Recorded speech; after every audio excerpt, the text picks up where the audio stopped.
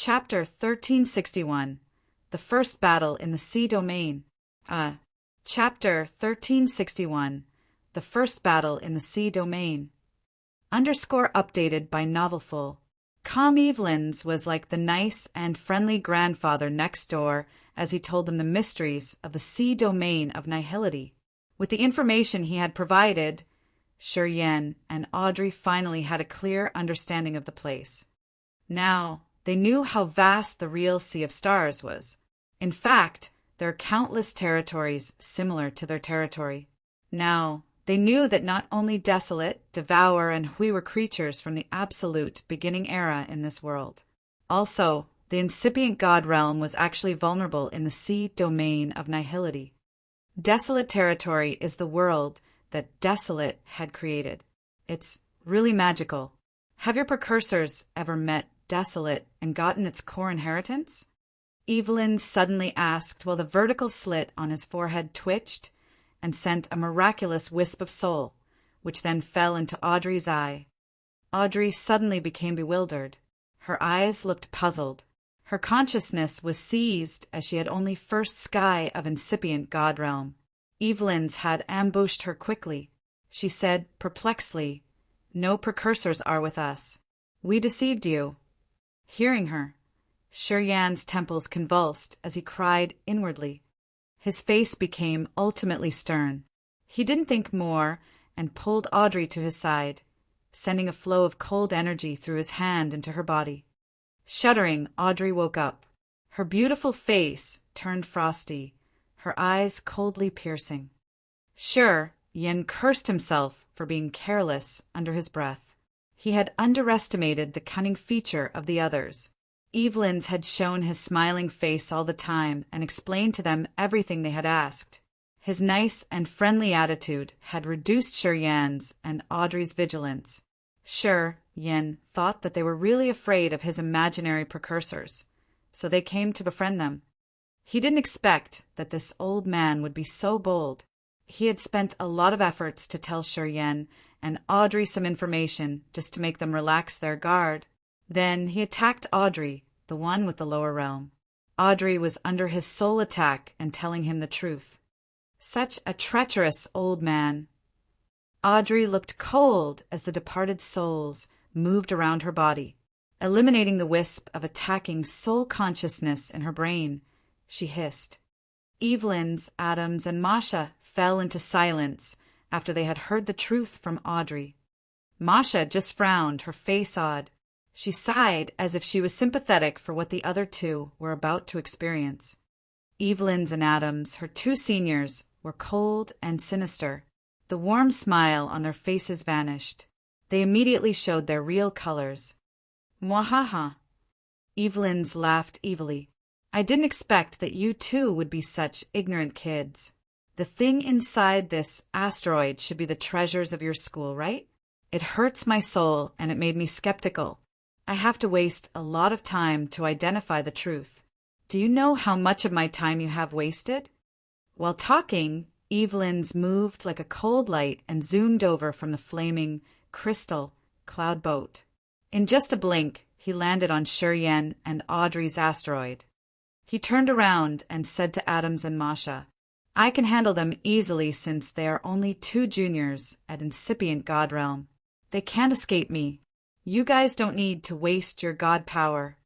Adams nodded and said darkly, Then we have to bother you, Senior. Senior, shouldn't we not act so harshly like that? Frowned Masha. There's no rule worth mentioning in the sea domain of nihility. It's their bad fate that they've encountered us. Moreover, the asteroid they're riding should have something really good inside. Adam snorted and told her off. It's the first time you came here. You don't know how malicious it is in this area. If we encountered second sky of a mortal realm here, we wouldn't have a natural death. Don't be compassionate. Otherwise, you'll have to endure a big loss in the future. Masha sighed weakly. She didn't say more because she knew it was no use. Hey, you old man. You do have a dark and profound scheme. You've invested a lot of efforts to make us understand the marvels of the sea domain of nihility. I have just one more question. Did you guys tell us the truth about this area? Shurian frowned and looked at Evelyn's, slowly approaching. He discreetly urged his power. Nothing we've told you guys is false. Of course, to make you show your weakness. I couldn't make any mistake. You guys don't have enough experience. Don't blame me for being sinister. At this moment, Evelyn's wore a cold and harsh face. He didn't keep a bit of the friendly countenance. He directly walked toward Shurian. I will kill you first. Then, I will use your sister's soul to investigate the miraculous powers inside this asteroid. You want to kill us because your soul got hurt. Don't you think you're too savage? Shurian gave him a forced smile. My soul has been damaged badly. It has affected my breakthrough. You guys must pay with your lives. Hissed Evelyn's. His curly brown hair emitted a gray halo. He threw both of his hands into the sky. The gold light suddenly burst out of his palms when he released the keen god power. Shortly after, countless fine gold fragments swarmed over like the torrent of billions of hard needles. They were aimed at Shurian and Audrey. Each of the gold fragments had a wisp of Evelyn's soul consciousness. It seemed like he had fused his soul and his god power perfectly, giving the fragments consciousness so that they could lock Shurian and Audrey precisely. The gold shower made a downpour. Audrey's departed souls shrieked in her soul altar. Her body emitted a cold aura, but her eyes looked frightened. She had just first sky of incipient god realm cultivation base, while Evelyn's was at first sky of immortal realm. His metal power Upanishad was profound and magical. His compatibility of god power and soul had surpassed most of the people with the metal power Upanishad in desolate territory. He had an absolute understanding of power and soul. Bloody shield. Shurian wore a cold face. He rose one hand to touch the void. A sea of blood emerged and turned into a massive shield as large as the sky. The blood cloud mark on the shield moved like a blooming red flower. It had stopped all the gold fragments. Bang, bang, bang. The gold fragments shelled on the bloody shield. Gold electric beams sparked as the metal power inside the fragment hit the shield hard. Blood burned in his body. A brutal aura shot out of Shurian's head like a blood column connecting his body with the bloody shield. Boom! The bloody shield emitted blood halos. A deadly aura that could kill all the creatures expanded like sea water. Agar. Evelyn's eyes brightened. He screamed in astonishment. He was shocked because Shurian could stop his supernatural power. Adams and Masha behind him were also surprised. Evidently, they hadn't expected that Shurian at third sky of incipient god realm could endure his senior's attack. They knew that Evelyn's hadn't used all of his power, but if Shurian could endure such an attack under the given circumstance of the big gap between their realms, this young man wasn't an ordinary warrior. Kid, your god power is really abundant. No wonder you dare to travel around the sea domain of nihility, even though you know nothing about it. But it's too bad for you, since the first warrior you met here is me. Evelyn's laughed contentedly. So many gold fragments emerged on Evelyn's palms like gold fireflies floating in the void. Those fragments condensed and congregated quickly. It became a gold saw that connected directly to his left arm. His arm shivered and the gold saw shot out a gold rainbow, using the sharpness of the metal power that could tear everything and fiercely slash the bloody shield. Bang! Millions of gold fragments sparked on the surface of the bloody shield. A dent appeared on the shield and the halo of many blood clouds dimmed out. Crack! Crack! Crack! Shurian's body was cracking as if he was made of jade. His iron-like, tenacious body was torn by the terrifying shock waves, his veins bulging under his skin. However, there was no bleeding. He shook his shoulder. A surging vitality arose in his body. The cracks and cuts on his skin were mended quickly. His body glowed in a blood halo. I know you're at the immortal realm, but since I came to this world, the one thing I'm good at is to breaking the arrogance and confidence of higher realm warriors. Grinned Sher Yen. His power Upanishad switched. The commotion of the deep, vast sea of stars burst out from his body. Meteor dance. The starlight shot out of his 10 fingers like chains that coiled 10 surrounding asteroids. Instantly, those 10 asteroids had become his extended limbs and his weapons. 10 massive asteroids got out of the rapid asteroid current as the starlight chains pulled them. They grumblingly attacked Evelyn's. Their aura was much fiercer than billions of Evelyn's gold fragments. Evelyn's face changed. Adams and Masha exchanged looks, their faces stern. They had a new cognition of Sher Yan's boldness. Now they felt regretful because Evelyn's was so hasty. He shouldn't have made it so serious that they couldn't handle it. Audrey had good sense.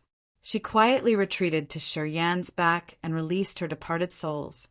Her special power, Upanishad.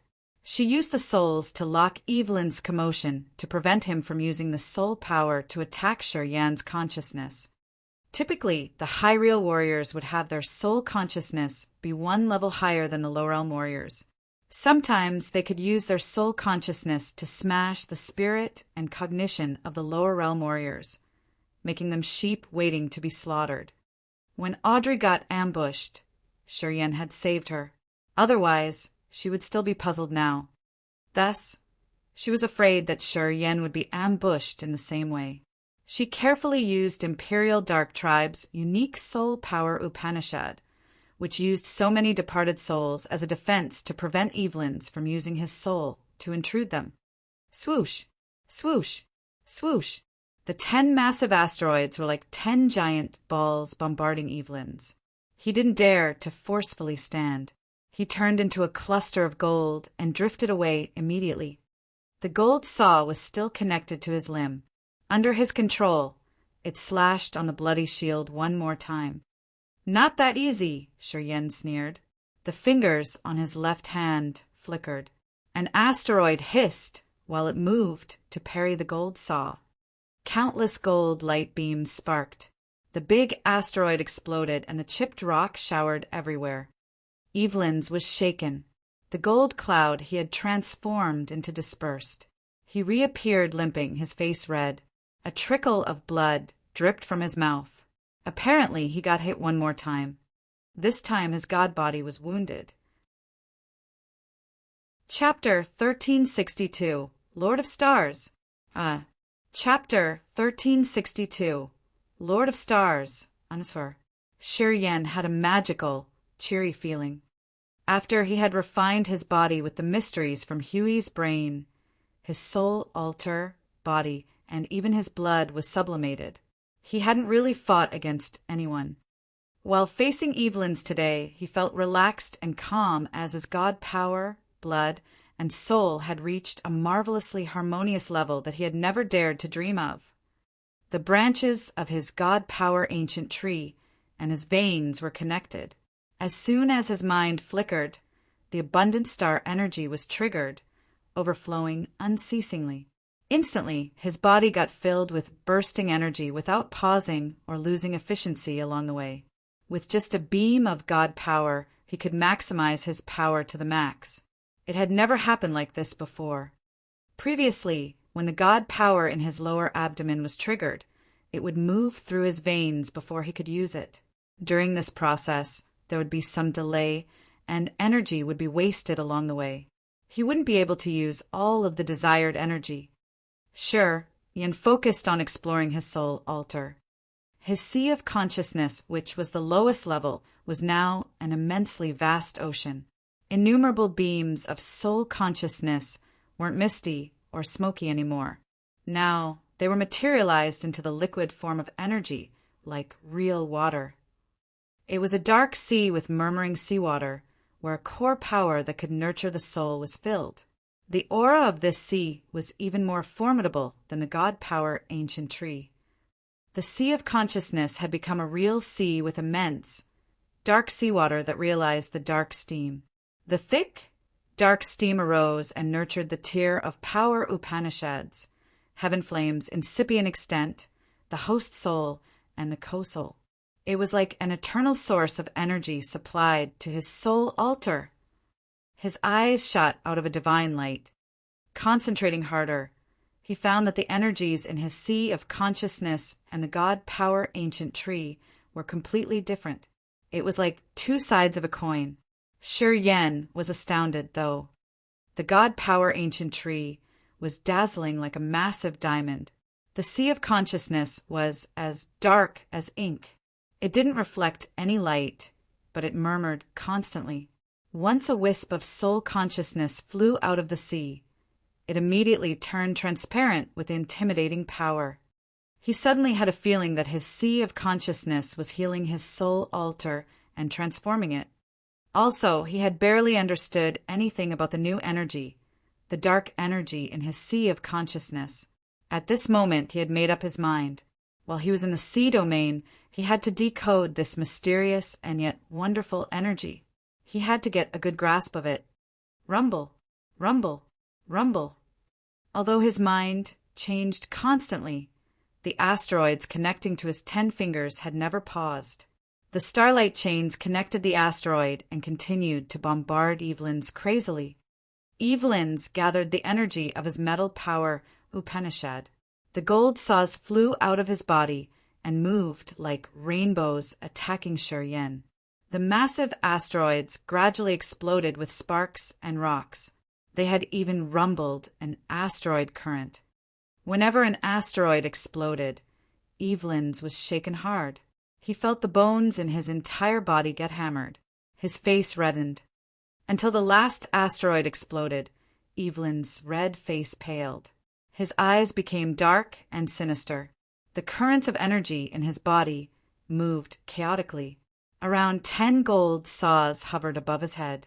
The teeth of the saws were thick like open mouths of monsters. His resentful eyes gazed at Shi Yen as he roared like a wild beast. The lid of his third eye shivered. A strong energy fluctuation came as if it was about to open. From the bottom of his heart, Shi Yen had an extremely dangerous feeling. With a grave face, he discreetly urged his power. The pure star energy moved through his veins like a rapid stream. Instantly, his blood chi became full and his life magnetic field was reaching another realm. Then he transformed into his fighting form as if he was facing his arch enemy. The bone wings jutted out of his back. Spikes grew on his shoulders, elbows, and knees. A natural keratin layer of armor fitted his lean body. His fingernails were now cold, sharp swords. An evil, brutal aura emitted from his new fighting form.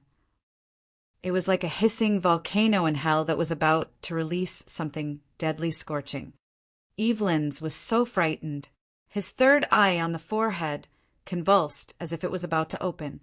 "Senior!" Adam screamed in fear.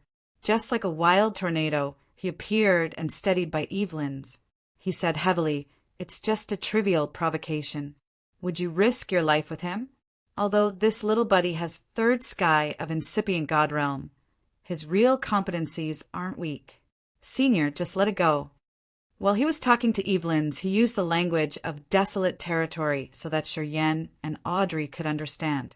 However, while talking loudly, he had sent a discreet soul message to Evelyn's. This kid's blood isn't ordinary. He can activate the power of his blood to transform. I'm afraid that he's not easy to deal with. Senior, your soul and body are wounded. It's not easy to win single-handedly. Let's pretend to not get a hold to it. You and I will join hands and find the right opportunity to hit him and kill him instantly. Adams was using his soul to talk to Evelyn's. As Evelyn's was listening to Adam's secret message, his third eye didn't open. He looked as if he was considering Adam's suggestion. Not far from them, Masha sighed weakly. She knew that Adams was even more extreme than Evelyn's, and that man was filled with evil thoughts. When she saw that Adams didn't use the language of the Heavenly Eye clan to tell Evelyn's to retreat, she figured out their plan immediately. She understood that Adams now had another plan. He wanted to use his dark mind to handle this. In fact, it was also Adam's plan when Evelyn's had pretended to be friendly to talk to the others, and then suddenly used his soul to ambush them to find the truth out of them. In this group of three, Adams was the most cunning one. He was their insidious strategist. Masha understood their ideas. She covered her mouth, her face disbelieving.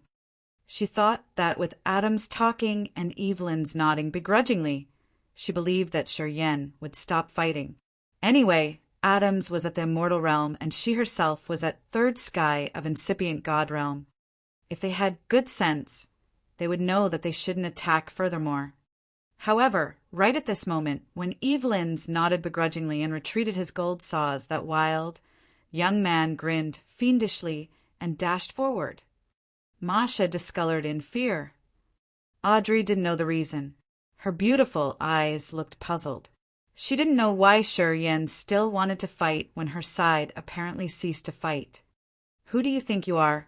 You think you can kill, and when you can't do that, you want to retreat? It's not that easy. 10 starlight beams gathered into one. Shiryen abruptly disappeared into the starlight. The brilliant starlight band drifted toward Evelyn's and Adams like a magnificent ribbon. The starlight bands moved beautifully. A strong life energy surged like the giant wave. After that fierce life energy, a cold, death intent emerged and swept around. At the same time, dozens of giant space blades that were floating freely near them were attracted by the starlight. Moving with a long tail, they slashed toward the others forcefully. Inside the turbulent asteroid current, the space blades moving through the gaps between the asteroids were the most furious and dangerous things. Masha had seen the space blades slashing the giant floating rocks into powder. She believed that Evelyn's and Adams would perish when the space blade lacerated them. "Kid, you're crazy." Adams changed his visage. Shiryen attacked forcefully, ruining their plan before they could carry it out. At this moment, to show that he cooperated, Evelyn's had retrieved his metal power. When he saw the torrential starlight torrent coming with formidable space blades, his scalp felt numb. They didn't take Shiryen's characteristics into account, and he had underestimated Shiryen's intimidating and brutal ways. They were going to receive a big loss this time. Space drill! The sharp space sabers were hundreds of meters long. They came magnificently and were deadly. The sharp sabers glided through the void and sizzled. The asteroids along their way were smashed instantly. The space sabers pressed down like a keen drill from the sky. Adams and Evelyn's were shaken hard. They didn't have time to consider the situation. They immediately urged their power to the acme. They had to move swiftly like lightning bolts in between the asteroids. They didn't dare to stop for even a moment. "Mwahaha! All of you should pay a big price." Shiryen grinned fiendishly. The asteroids around Evelyn's and Adams seemed to be activated quickly. They deviated while shooting forward. Grumblingly, they barged into the two of them. While they weren't alerted, many asteroids had hit them hard. They coughed up blood and looked extremely helter-skelter. Those asteroids were like 1,000-meter-high mountains that were as heavy as the immortal island. As Shiryan's star energy had connected to them and was controlling them with his god power, they became his lethal weapons. In this vast sea of stars, Shiryan's star power Upanishad was an abnormal power. Innumerable asteroids in this place could become his weapons. Fighting against him here was just like seeking death. Even though Adams and Evelyn's had higher realms, Shiryen had the right timing and condition here. He could hurt them hard. "Seniors!" Masha screamed ear-piercingly. The flaming crystal cloud boat she was riding changed its route. Fire clouds emitted from the flaming crystal. Their asteroid turned into a starlight band and shot toward Adams and Evelyn's. The two of them had blood all over their faces. At this moment, their souls were shaken hard. They had given up the thought of taking revenge. They immediately hopped on the flaming crystal. Adam's urge, go. Leave this place immediately. It's so unfortunate. What kind of monster did we encounter? Evelyn's put on a dark and harsh face, looking at Shi Yen sinisterly. Wait until my soul and god-body recover. I will come to take your life. You've bullied us intolerably. He's a harsh bully. Don't talk like that. Oh, he's chasing after us. Gosh, he wants to hunt us down. Masha screamed, her face pale and cold.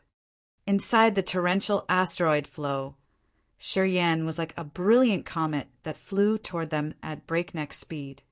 The asteroids in his way had proactively made way for him, as if he was the Lord of the Galaxy who could control the stars and the asteroids. He was born as the Lord of Stars. Chapter 1363. A Bad Hand Destroys the Flower. Chapter 1363. A Bad Hand Destroys the Flower.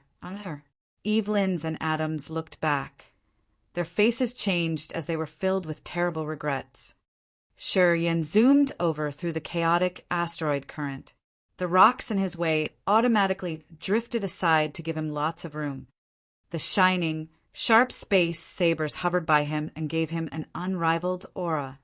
With his body as a shooting star, the asteroids making his way, and the sharp space sabers moving around him, the power that Shi Yen performed this time was like a deep seal imprinted in Evelyn's and Adam's. They had to hiss in pain. If they had known Shi Yen was that bold, even if they had to die, they wouldn't have provoked them. Now, they had this slaughtering comet after them. What should they do? For the time being, Evelyn's and Adam were so regretful. Seeing Shi Yen coming like a deadly rainbow, their scalps felt numb. They thought that they would perish this time. You don't want to let us go, do you? Masha stepped up. While her two seniors were hurt, she came to the back of the flaming crystal cloud boat to face Shi Yen. Magically, when Evelyn's and Adams saw her walking out, they didn't look worried at all. Their eyes brightened. It seemed like they had great confidence in her. What? Shi Yen squinted, his pores open. Instinctively, he smelt danger. He coldly looked at the Heavenly Eye woman and scanned her body. If your seniors didn't want to kill us, I wouldn't be hunting them down. When your seniors attacked me, I didn't see you prevent them. What is it good for now? A shining, thin space saber radiated a dazzling light, which had the death intent domain that could swallow all kinds of creatures. Just like a demon from hell, it snatched over the flaming, crystal cloud boat. After reaching third sky of incipient god realm, he could combine the space, star, death, and life power Upanishads easily whenever his thoughts changed. It seemed like he could create a new supernatural ability easily. Different energies and techniques in his hands showcased as if they had consciousness. His attacks could become so profound and magical. The shining space saber had the power of the starlight and the death intent domain. It was truly the combination of space, star, and death. Ordinary people could never resist such an attack. Shi Yen believed that even Adams and Evelyn's would find it hard to resist it. At this moment, Adams and Evelyn's were both injured. Their souls and bodies were hurt. They didn't dare to use their god power to face this attack forcefully. They could only dodge it. He wanted to force them to dodge, indeed. As long as they jumped out of this flaming asteroid, he would immediately control the sharp saber to smash this asteroid. He wanted to force the others to fight against him in the current of asteroids. He had soon recognized the magical power of the flaming crystal asteroid that they were riding. It could dodge the dangers in the turbulent current, and it could glide through the space scythes and the explosions easily. It had the same effects as the asteroid with the three-legged jade cauldron as its core.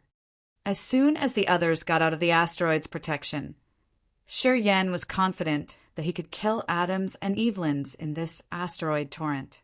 Because those space rocks were under his control, they listened to his star power Upanishad. Do you really think that we don't have the power to counterattack? Masha became cold. Her clothes fluttered without the wind. It looked like she had electric currents flashing through her curly brown hair. The terrifying roar suddenly arose from inside Masha's body. She touched her glabella, and her third eye opened, illuminating the entire world. The beautiful purple light immediately shrouded the area in front of her. In that violet light, a beast with a dragon head and a lion's body that was as imposing as a grand mountain emerged. It roared at Shi Yan angrily. Boom! The shock waves came unceasingly and pounded the asteroids along the way into powder. Even the space sabers exploded. The energy surged through Masha's third eye and gushed toward the body of the beast that had the dragon head and the lion body. The strong beast became fiercer. In the faint violet light, it barged over and roared terrifyingly. Its sharp claws pulled and exploded everything in its way. It angrily roared and threw its mountain-like claw at Shi Yan's head. The cold light that had an extremely keen power sparkled on the beast's claws.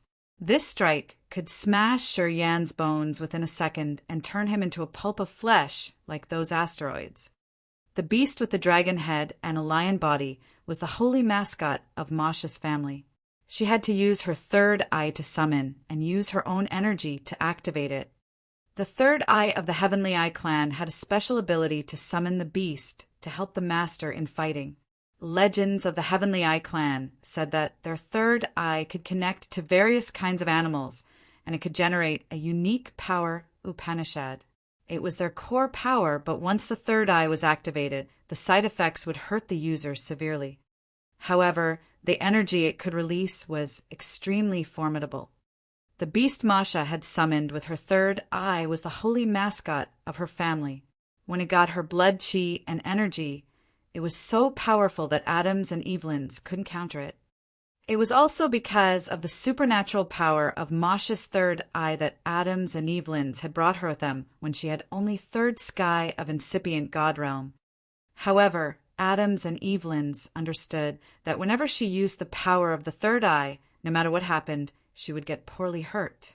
The energy she pumped to the beast couldn't recover quickly. Thus, when she opened her third eye, the two of them made up their mind. They had to kill Shi Yan at any cost. Rumble, rumble, rumble. The brutal beast had crushed all the asteroids in its way. Its roaring also pressed the sharp space sabers and exploded them. Its ferocious power was released and locked Shi Yan in its tracks.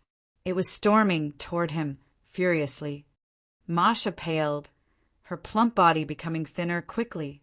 It seemed like even her flesh was being consumed. At the same time, the purple light projected from her third eye became more dazzling. The beast in that light had rocketed its power too. Watch out! The blood chi of that beast has almost reached Lady, the immemorial thunder dragon's level. Although it doesn't have a power Upanishad to use, it's not a joke. Audrey rode the fast asteroid.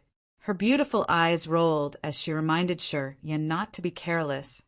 Shi Yan's face became extremely stern. Seeing the beast barge in, his blood chi burst out like a formidable erupting volcano in hell. The bone wings behind his back flapped and released torrential blood waves that carried the crimson blood chi that could destroy everything. Wisps of energy in his sea of consciousness filled his body. His fearsome body flashed as if he was moving through darkness and light alternatively. When the dark energy seeped through, the space where he was staying exploded. Even the sea domain was shaking as if it was about to collapse. Inside that rapid asteroid current, dozens of massive rocks melted inaudibly. "Come here!" Shi Yan screamed indignantly. He suddenly disappeared as if he could go invisible. Swish! A bleeding cut appeared right in the chest of the dragon-headed lion. The energy rippling through its body looked like wooden patterns. It howled, screeched, and stormed toward the void, using its claws and fangs to tear and pull while wagging its long tail. Boom! Boom! Boom! Shi Yan, in his invisible state, was hit by the claws. He felt like a massive battleship had just bumped into him. His body shook hard. The blood in his body boiled. He reappeared. The bone wings fluttered like a saw, cutting off the tail of the beast. Unexpectedly, Sure Yan's bone wings had broken the purple patterned tail of the beast. Crack! Crack! Sure Yan's sharp fingernails thrust into the beast. It sounded like shattering diamonds when the beast's skeleton exploded. Tui! Masha vomited blood, her face as ashen as a sheet of white paper. The light projecting from her third eyes dimmed. She looked ash-gray. Hesitating for a few seconds, she touched her chest. Her heart began to beat frantically, 10 times faster than usual. The beast seemed to receive more boosts. It became super strong and more savage instantly. Sure Yan was surprised. Evelyn's was bewildered. He was about to open his third eye. However, seeing Masha trigger the power in her heart, he discolored and screamed, "And oh!" Adams cried, his face ashen. "Don't!" They ignored Sure Yan and dashed toward Masha. They both rose one hand to cover her third eye. As soon as the purple light was covered, the dragon-headed lion started dying. It faded and disappeared slowly. Masha's face didn't have color. Her soft body quivered. Her frantic heart suddenly became sluggish. She looked even more vulnerable than before she had triggered her energy. Her heart gradually ceased to beat.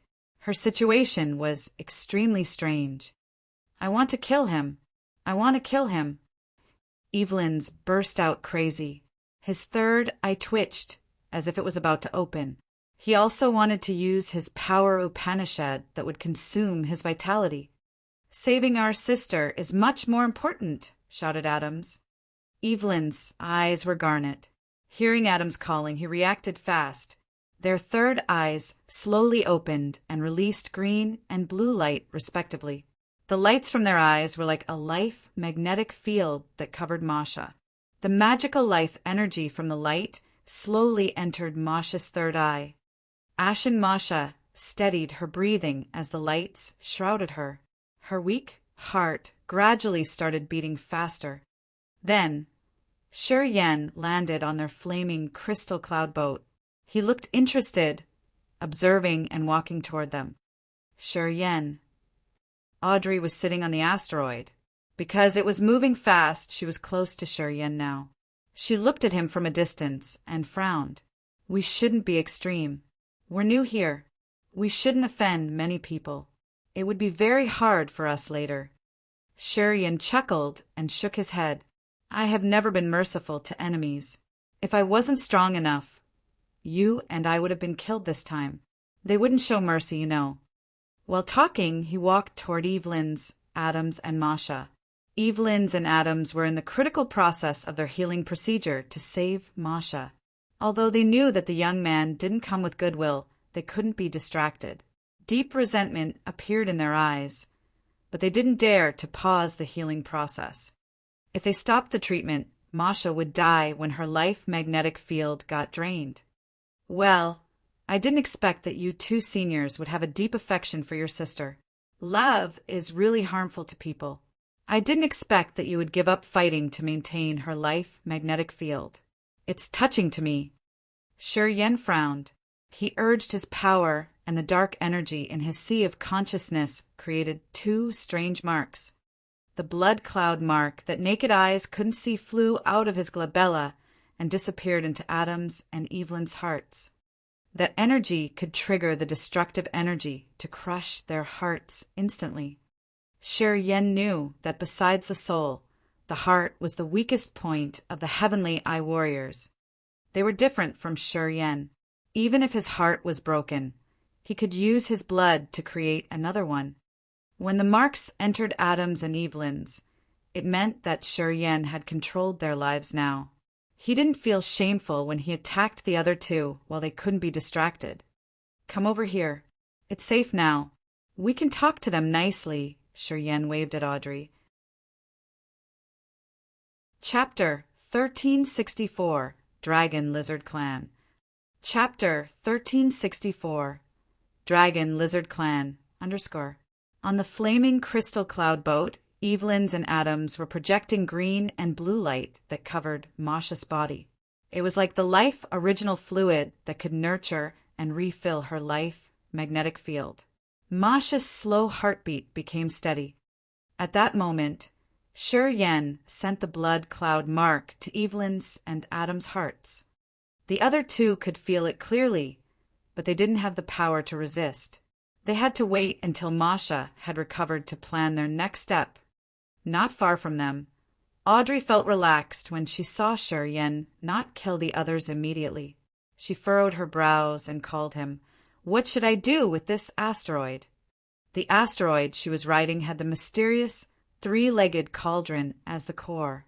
The massive cauldron had so many symbols, which was the language of the absolute beginning era and carried endless mysteries.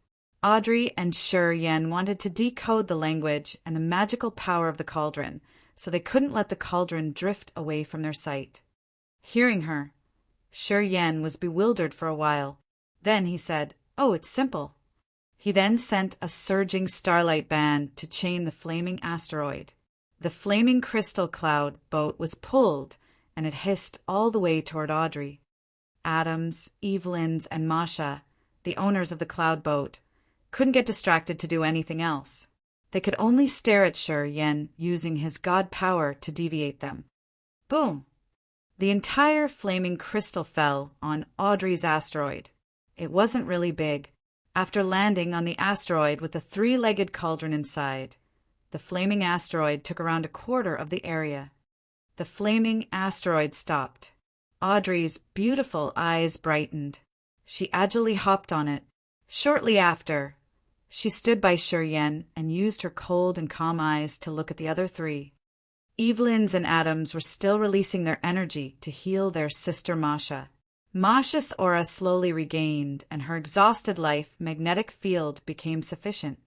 The Heavenly Eye clan is strange indeed. They could share the soul energy through the third eye. What a mysterious race! Audrey focused on observing them for a while. She felt interested and more curious as she was watching the other three. Her soul power Upanishad was really marvelous. It helped her be more sensitive to soul energy fluctuations. She found that Evelyn's and Adam's could use their third eye to send the energy of their host souls to Masha and increase her life magnetic field, and it gave her vitality. It seemed to be a supernatural power that only the Heavenly Eye clan could perform using the third eye. Although they didn't know life power Upanishad, they still could use the third eye to create the same effect. It was really subtly magical. Perhaps it's the special innate power of their race, nodded Shi Yen. Different races have different magical features. The God Clan, Imperial Dark Tribe, and Heavenly Monster Tribe have their unique features in their bodies and souls. This vast sea of stars had so many races. Of course, they didn't always have similar features in their souls, bodies, or powers Upanishads. Shi Yen and Audrey casually talked to each other while quietly observing the other three. After a long while, Evelyn's and Adam's looked dormant, but Masha woke up. She opened her eyes, which were filled with resentment. She hissed, "What did you do to my two seniors?" To heal her, Evelyn's and Adam's, who were hurt, already had to spend more vital energy, which had pushed them into a vulnerable situation. They were even weaker than Masha now. Thus, Masha could wake up first, while the other two still needed to steady their soul energy in the soul altar. "It's really touching," Shi Yen curled his lips. He looked like he was smiling, but he actually didn't smile. "Your two brothers are evil and cunning. They don't talk about rules or morality, but they treat you honestly. Haha. To save your life, they didn't care about their safety to give you vital energy. They've touched me. They made observers like us feel touched. If they hadn't cared about Masha, Adams, and Evelyn's wouldn't have had to bear Shi Yen's blood mark. They would have had an opportunity to escape. Because of Masha, they decided to stay and heal her regardless of their lives. I admit that my brothers were a little extreme. However, they hadn't really hurt you guys yet. We even introduced the basic knowledge of the universe to you. What else do you want? Masha took a deep breath, her eyes keen. Don't push us too much. Otherwise, I can pay with my broken cultivation to kill all of you. Shiryen, Audrey arched her brows and said, leave it to me. Shiryen shrugged. He said, good then. It's easier to let a woman talk to a woman. Your two seniors had risked their lives to save yours. I wonder if you care about theirs too? Audrey asked, her cold face arrogant. Now, your brothers' lives are in our hands. If we want, we can kill them instantly. Masha discolored and gritted her teeth. She shot a malicious look to Audrey. Audrey didn't change her complexion as she spoke faintly. Actually, we won't hunt you down to the last one. We need your knowledge. As long as you cooperate by giving a thorough explanation as required by us, I'm sure you can survive well. She turned around and confirmed with Shiryen, right? Shrugging, Shiryen said relaxedly, you're right. Audrey was the princess of Imperial Dark Tribe, and she used to work with Shiryen when they were on Desolate. Before he had shown his power, Audrey was the leader of the group of the outstanding warriors from many star areas. Sure, Yen didn't doubt her wisdom and keen eyes. He knew she would try her best for them. If he wanted to kill them, he would have done so already. What he wanted was what Audrey was carrying out. They needed more information about the vast sea of stars. In the best case, they wanted to know the direction to return to Desolate territory. If they knew the mysteries of this place, they could make their plan and journey easily. Apparently, Audrey knew what they lacked the most at this moment. She acted at a normal pace, her face indifferent. Killing you guys will bring nothing to us. We need your cooperation. Listening to her, Masha's resentment subsided. She pondered for a while and then said, we should wait until my seniors woke up. Not a problem. In this area, time is something we have a lot of, said Audrey calmly. After a while, Evelyn's opened his eyes, his face dark. He looked at Shiryen indignantly and gritted his teeth like a caged beast. His mood wasn't stable.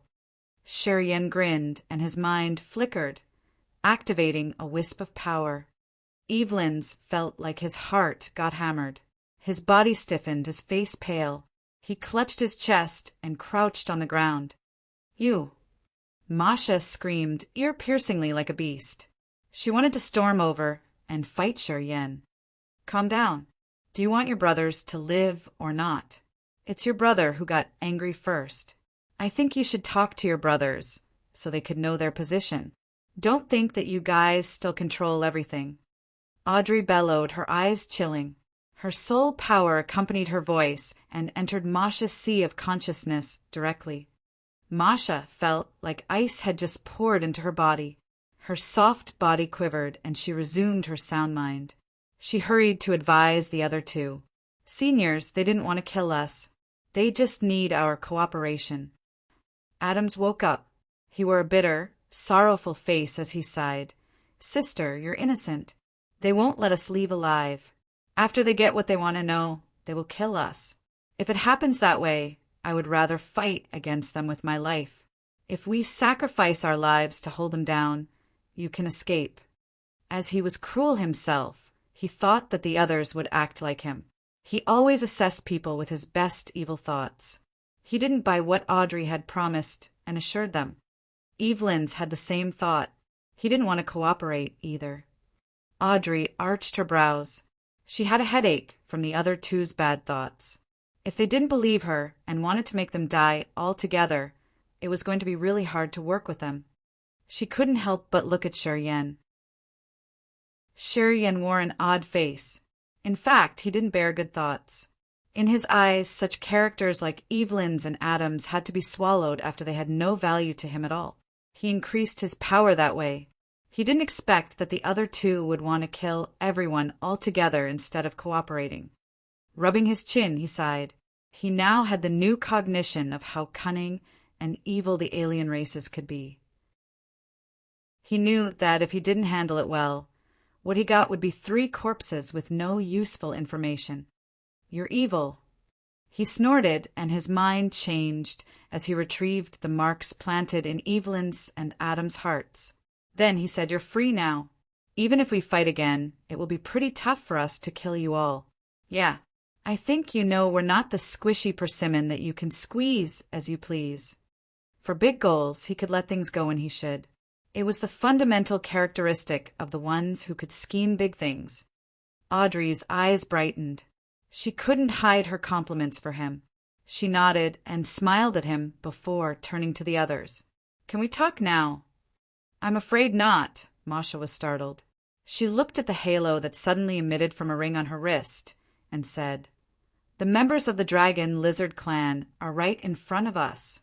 We're about to encounter them soon. It seems like we're not far from the Dragon Lizard clan's territory. We need to pass a test." "Are you kidding?" Sure, Yen put on the cold face. Although Evelyn's and Adam's were freed, they didn't give Sure Yen good face. They stood up by Masha and were ready to fight in any minute. "I just found a situation. I didn't mean it. After the test, we will discuss again," Masha said with a cold face, and then she turned tender. She said, "Seniors, leave it to me. Don't be too impulsive. If you had listened to me, you wouldn't have been wounded badly like this." Adams and Evelyn's hesitated for a while and sighed inwardly. Eventually they nodded. Chapter 1365, An Absolute Beginning Weapon? Chapter 1365, An Absolute Beginning Weapon, _ A white war chariot made of beast bones emerged in the asteroid current ahead and carried around 10 aliens. They were holding long spears and standing upright. Those aliens had gray-brown skin with a humped back. They had sharp horns on their heads, while their bodies dragged a long tail. This long tail was as rigid as iron or steel, with a lot of bizarre patterns. They were around 3 meters tall, their appearance fearsome. They had large hands with hook-like fingers. The auras shooting from their bodies were abundant and ferocious. This group of 10 aliens was riding the White Bone War Chariot and moving around the asteroid current to patrol. They're the members of the Dragon Lizard clan. Masha looked at them. The ring on her wrist glowed, just like a strange pass token. It attracted the members of the Dragon Lizard clan. They immediately approached. Audrey discolored. She quietly stayed close to Sure Yen and hid behind him. She didn't dare to show her face. Her realm was pretty low in this place. From the body of those lizard warriors, she could feel the terrifying aura. Thus, she was wise enough to stay behind. They got only one first sky of a mortal realm, and the rest are at incipient god realm. "You don't need to worry a lot," comforted Sure Yen. "They are guards in the peripheral area of the Dragon Lizard clan. At this time, the Dragon Lizard wakes up and has his meal. He attracts a lot of people to come here, but only the ones with the pass token can really enter the Dragon Lizard clan's territory. They are the bouncers. Troublemakers, or the ones who have offended the Dragon Lizard clan, will be stopped outside. They won't allow those people to enter their territory deeply," explained Masha. It was also her first time visiting this outer space area. Anyway, Adams and Evelyn's had explained everything to her. She had the knowledge, unlike the ignorant Sure Yen and Audrey, who had nothing but mist in their heads. Sure Yen nodded, his face extremely stern. He was ready to take action at any minute. He didn't know what the cunning Adams and Evelyn's would do after he released them. If they joined the Dragon Lizard clan warriors to attack him, he had to maintain his fighting form and fiercely smash their confidence. "Let me deal with them." Masha looked deeply at her 2 seniors. Adams and Evelyn's pulled a cold face and didn't say anything. It meant that they agreed with her. Masha immediately pitched up her voice, using a strange language to communicate with the members of the Dragon Lizard clan, who had just approached them. She handed the ring on her wrist to the leader at the immortal realm of the patrol team. That man had ferocious eyes with a murderous aura. He received the pass token and checked it personally. After that, his countenance became more friendly. He pointed at Audrey and Sure Yen, the ones who apparently didn't belong to Masha's clan, as if he was asking about their identities. Masha had prepared an excuse, so she told him fluently. The man pondered for a while and then waved his hand to dismiss the others. Right after that, the asteroid Shuryen was riding on glided through the guards of the Dragon Lizard clan, blending with the asteroid torrent. They continued to move toward the Dragon Lizard clan's territory. What did you tell him? Audrey was surprised. I told him that you guys were our slaves. Masha didn't conceal it. Your realms are relatively low. Saying so allowed you to go. It's because the warriors from your desolate territory haven't appeared in the sea domain of Nihility for a long time. The members of the Dragon Lizard clan aren't familiar with your kind, either. After they had passed the checking point of the Dragon Lizard clan, Masha relaxed. Adams and Evelyn's also felt much safer. Their knitted brows relaxed. Many people at the Immortal Realm from our desolate territory also come here to train. No one has ever met them? Audrey couldn't understand. It was what concerned Shuryen too. He knew that Xian He and the 4 great heavenly kings of the God clan used to cultivate in this sea domain of Nihility. Even Spark at the false Immortal Realm had come to the peripheral area. Rumor said that Ming Hao, the Soul Control Chief, had hidden his real body in the sea domain of Nihility. Thus, why did Masha say that the creatures from desolate territory hadn't visited this place for a long time? Xian, He, Ming Hao, and the 4 great heavenly kings have never communicated with those aliens. It was unimaginable. Perhaps the warriors from desolate territory also move around the sea domain. However, they haven't come to the area where creatures gather. Maybe they don't know the specific regions where the high-level creatures appeared. Even if they have wandered around for thousands of years, they might not have seen anyone. You know that the sea domain of Nihility is immensely vast, explained Masha. It's like wandering around a vast sea alone, and there are many people like you who come from different shores. How big is the possibility for you guys to meet up? Unless you know some islands that people often visit and go to, the chances are not very high. She gave a direct and lively example. Shuryen and Audrey understood the matter immediately. The sea domain of Nihility was so vast that a lot of races dwelled in it. However, they only went to some specific zones. If you didn't know those places, it was like finding the needle in a haystack. The chance that they could meet people was so tiny. The sea domain was so vast. It would take an Immortal Realm expert hundreds, or even 1,000 years to run from one region to another region. Adams and Evelyn's weren't so friendly to Shuryen, but they didn't stop Masha from explaining the situation to them. It was because it was just general knowledge that wouldn't affect them a bit. She would never disclose anything related to the secret of the Heavenly Eye clan. Misha's words filled Audrey with sadness. If there were no creatures from desolate territory operating here, Audrey wasn't going to be able to find someone she knew to find the way home. In other words, they were going to be stuck here for a long time. What do you know about the dark energy? Asked Shuryen all of a sudden. From what Zi Yao and Tianxia had said, he knew that the new power in his sea of consciousness was called the dark energy.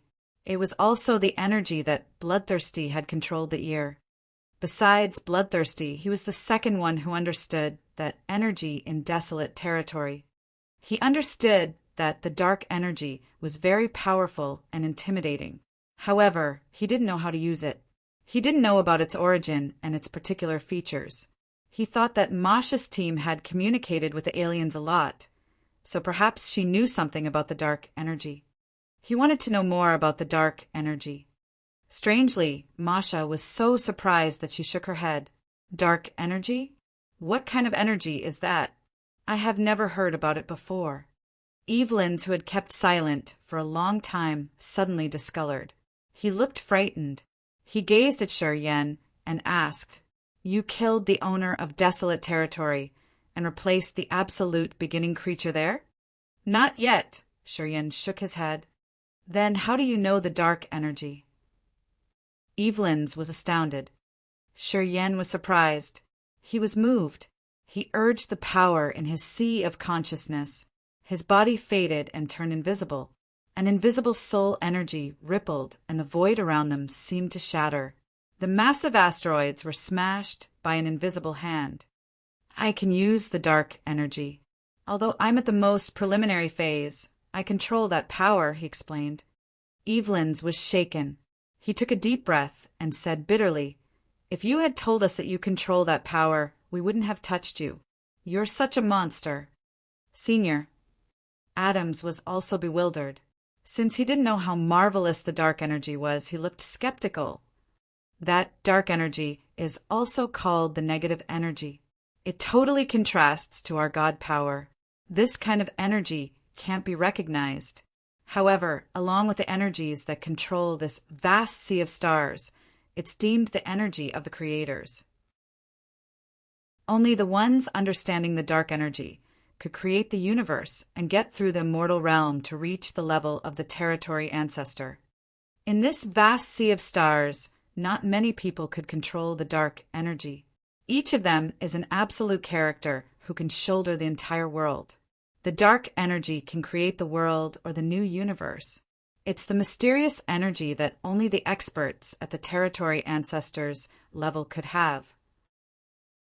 It comes from the strongest creatures in the absolute beginning era.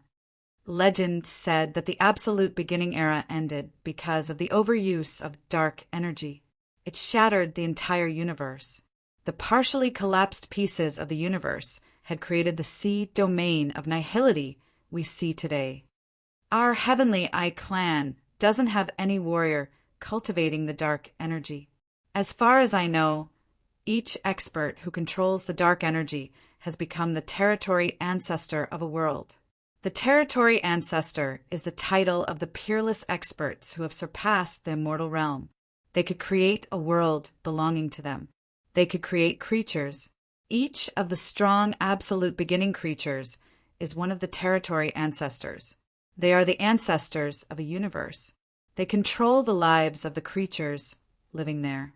They could distort the rules of nature as they are the sole god of that world. When he looked at Shi Yan again, he was filled with fear. You've reached only third sky of incipient god realm, but you can control the dark energy. No wonder why you're so fierce. It means that after you've reached the immortal realm, you will become more domineering. Also, it's possible that you can become a new territory ancestor. You can create your own world with unique creatures. What he said had shaken the others. Adams and Masha were also frightened. When they looked at Shi Yan, they didn't keep their usual complexion. The precursor from the second generation of the Dragon Lizard clan, the one called Dragon Lizard, can pull the current of asteroids while eating. Does he know the dark energy? Asked Shi Yan strangely. No, Evelyn shook his head. His realm and power are approaching the territory ancestor's level. Unfortunately, he hasn't mastered the dark energy yet, so he can't create a whole new world. He can't be deemed the new territory ancestor. Anyway, he's a peerless warrior indeed. He's very famous in the sea domain of nihility. After they knew that Shi Yan had the dark energy, Evelyn's changed his attitude toward Shi Yan. It seemed like he had forgotten the resentment they had caused. He was so cooperative, and he answered everything the others asked him. Shi Yan looked disappointed. When he heard that Dragon Lizard was the second generation of lizard, the absolute beginning creature, he thought that Dragon Lizard controlled the dark energy. He hoped to know the features of this marvelous power. Unexpectedly, such a formidable creature like him hadn't decoded the true power of dark energy yet. He suddenly recognized that if Bloodthirsty wasn't killed that year, he could have been the character at the Lord level in this sea domain of nihility. Rubbing his chin, he pondered for a while and then used the space saber to cut the asteroid underneath, revealing a part of the three-legged jade cauldron. He exposed the tadpole characters and asked, "Is it the language of the absolute beginning era? Do you know those symbols? Also, do you know how to tame this thing?" Evelyn stooped to observe, and then he became petrified. After a long time, he pulled himself together and asked, Please tell the truth. Did you kill the territory ancestor and replace it? Otherwise, why do you control the dark energy and the divine weapon from the absolute beginning era? Chapter 1366, a derelict item. Chapter 1366, a derelict item. Underscore an absolute beginning divine weapon. Sure, Yen let out a low shout as he was surprised. He looked at the cauldron underneath and said, Is this really a weapon from the absolute beginning era? Are you sure? Evelyn's had an awkward expression. Although I don't know absolute beginning characters, I used to see them before. They are real absolute beginning characters. I'm not making a mistake. Since you know the dark energy, you must have contacted the absolute beginning creature. Why don't you know the absolute beginning era's characters? He found that it was so inexplicable. More than sure, Yen. So you don't know how to tame it? Sure, Yen looked disappointed.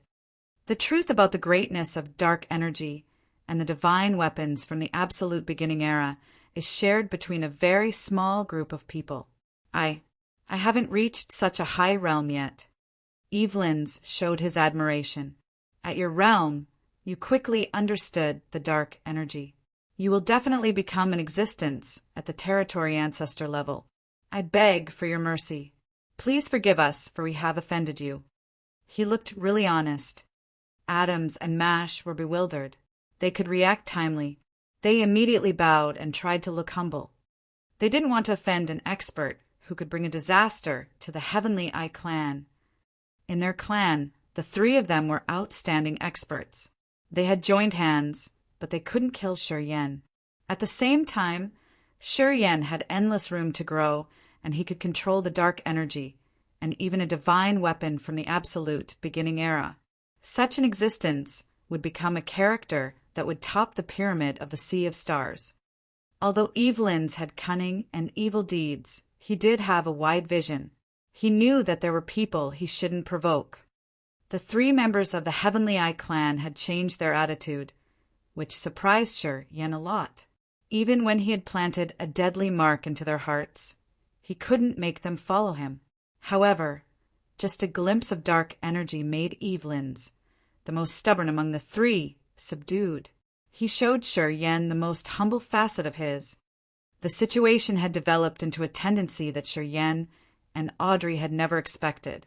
At this moment, they were both startled. You should hide this absolute beginning divine weapon, or else it will draw a lot of troubles. Evelyn's contemplated for a while and then suggested, Our competencies aren't really excellent. We know how strong you are. We won't be greedy. However, we will encounter more experts when we get closer to the Dragon Lizard clan's territory. I'm sure we will meet someone stronger than us. If they know you have the absolute beginning weapon, they will try their best to rob it from you. Pausing for a while, Evelyn's looked yearning. As far as I've known, in this vast sea of stars, the number of real absolute beginning divine weapons can be counted on with your fingers. Each of them is so earth-shaking that I can't describe it to you. Only the experts at the territory ancestor level can control those weapons. They won't be afraid that someone can snatch it, and only they can maximize the real power of those weapons. The absolute beginning divine weapons are extreme weapons of the absolute beginning era. Some say that the absolute beginning creatures had forged them, and some say that they were born naturally at the beginning of the universe. They are super powerful and supernatural. They could promote the warriors to the ultimate level. Listening to Evelyn's, Shi Yen and Audrey exchanged looks. They all looked moved. It's not really possible to tame it within a short time. Do you have any method to conceal it or stash it away? Whispered Audrey. Shi Yen forced a smile. How do you know if this thing is derelict or not? Their conversation surprised Evelyn's team. Masha hesitated for a while and then said, So that absolute beginning divine weapon isn't yours? If it were ours, why would we ask you a lot of questions about it? Sure, Yen suddenly got a headache. He had a dejected feeling like someone sitting on a gold mountain who couldn't exploit it. This marvelous treasure was underneath, but they couldn't refine or tame it to get to know its superpower. If it isn't yours, why are you riding on it? Evelyn's was bewildered. His eyes brightened. So it's unowned now? You didn't see its owner, did you? He suddenly became so excited, speaking with a red face. I heard that the absolute beginning weapons have consciousness and they can choose the master themselves. It depends on good encounters. The attributes of the power Upanishad can make the weapon subdued and follow you. There are many studies about this. Some even said that if you have good fortune, you can. Adams and Masha cheered up. They felt like they were the ones with that good encounter. They thought they could be the ones with the required attributes mentioned in legends. They gathered by the area where the symbols were exposed and then released the soul consciousness, urging their power Upanishad. They were trying to create some resonance to make the divine weapon notice them. They even forgot about Shiryen, a deadly danger. The big enticement of the absolute beginning divine weapon was so irresistible. They had even forgotten themselves. However, shortly after, they retrieved their power, their faces pale and aghast. The soul energy they had released had fallen into the center of the three-legged jade cauldron and vanished. They couldn't retrieve anything. The exposed area of the jade cauldron seemed to have more symbols. Nothing else had happened. Was it the thing that had swallowed my soul energy? Evelyn's finally reacted. Shiryen nodded with a bitter smile. Don't try any more. I repeat, do not try. Your soul will be drained. Evelyn's gritted his teeth, snorted, and stopped Adams and Masha. I think this absolute beginning divine weapon is broken or incomplete. Otherwise, it wouldn't behave that way. Audrey's bright eyes became clear. I'm noticing one thing. Whenever it gathers more soul energy, it will have more symbols on the cauldron body. I've noticed that the symbols haven't covered the cauldron entirely. Perhaps when it gathers enough soul energy to create the symbols and fill the blank on the surface of the cauldron, something magical will happen. Hearing her, Shiryen looked pensive. He nodded discreetly. He guessed the same thing. If this divine weapon had a tool spirit, it was going to be dormant because of serious damages. Otherwise, it wouldn't have set the trap to capture more souls of creatures. That way, it could gather the energy it needed to wake up. Let's secure this secret first. All of a sudden, the ring on Masha's wrist sparkled continuously. She screamed and then explained to Shiryen, it's the token that the Dragon Lizard clan has issued. The tokens can sense each other. Someone is coming. I think they're headed to the Dragon Lizard clan like us. Yeah, Dragon Lizard has attracted a lot of people living outside to come this time. Our Heavenly Eye clan is just a small party, said Evelyn's. This immense sea of stars has so many territories and various species. There are many races I haven't seen or heard about before. If you don't visit the sea domain of nihility, you will never know the endless mysteries of the universe. You will never see so many different high-level creatures. We don't need to conceal it. It will disguise itself, said Audrey faintly. As soon as she finished, the asteroid underneath them released a sucking force and gathered some rocks to fill the gap. It became a normal rock shortly after. Look ahead of us, Masha said. She looked gingerly. Shiryan's mind flickered. He transformed back to his human form. He looked like an ordinary man without anything strange on his body. Shortly after, a massive blue glass ball emerged ahead of them. That glass ball was so huge. It was much bigger than the asteroid they were riding. That glass ball had a blue cover and it contained seething seawater. There were so many palaces built in the seawater where many beautiful men and women were moving back and forth. That glass ball was like a super battleship. Those elegant and graceful creatures looked similar to human beings. However, they were all slender and slim. Their bodies emitted water energy fluctuations. They could breathe freely while moving in the water inside the glass ball. They looked pretty relaxed. members of the water tribe. From a distance, Evelyn's exhaled in relief. He smiled. The water tribe isn't a combative tribe. Unless you provoke them, they won't attack people proactively. The members of this clan are beautiful. They all cultivate water power Upanishad. This tribe has the best relationship with the dragon lizard clan. They look similar to the sea tribe in our place, mumbled Audrey. It's normal, Masha smiled and explained. Usually the absolute beginning creatures can't create creatures from nothing. They got the models anyway. Perhaps the races that the absolute beginning creature had created in your desolate territory exist in the world outside the sea domain of nihility. As far as I know, many people that come from different territories could be from one race. Oh, right. In the sea domain of nihility, the human clan is also the clan with the biggest population. They can mate with any other race, and it can result in a new race. The human clan's reproduction and blending ability are acknowledged as the strongest in this entire universe. I don't know if it's true that most of the races have a similar appearance to the human race. Anyway, you can tell from some small details. For example, our clan has one extra eye compared to human clan. The water tribe has more water in their bodies, and they cultivate water power Upanishad. It's so, Shiryen was surprised. Human clan also had the biggest population in the star areas like Raging Flame Star area and Agate Star area.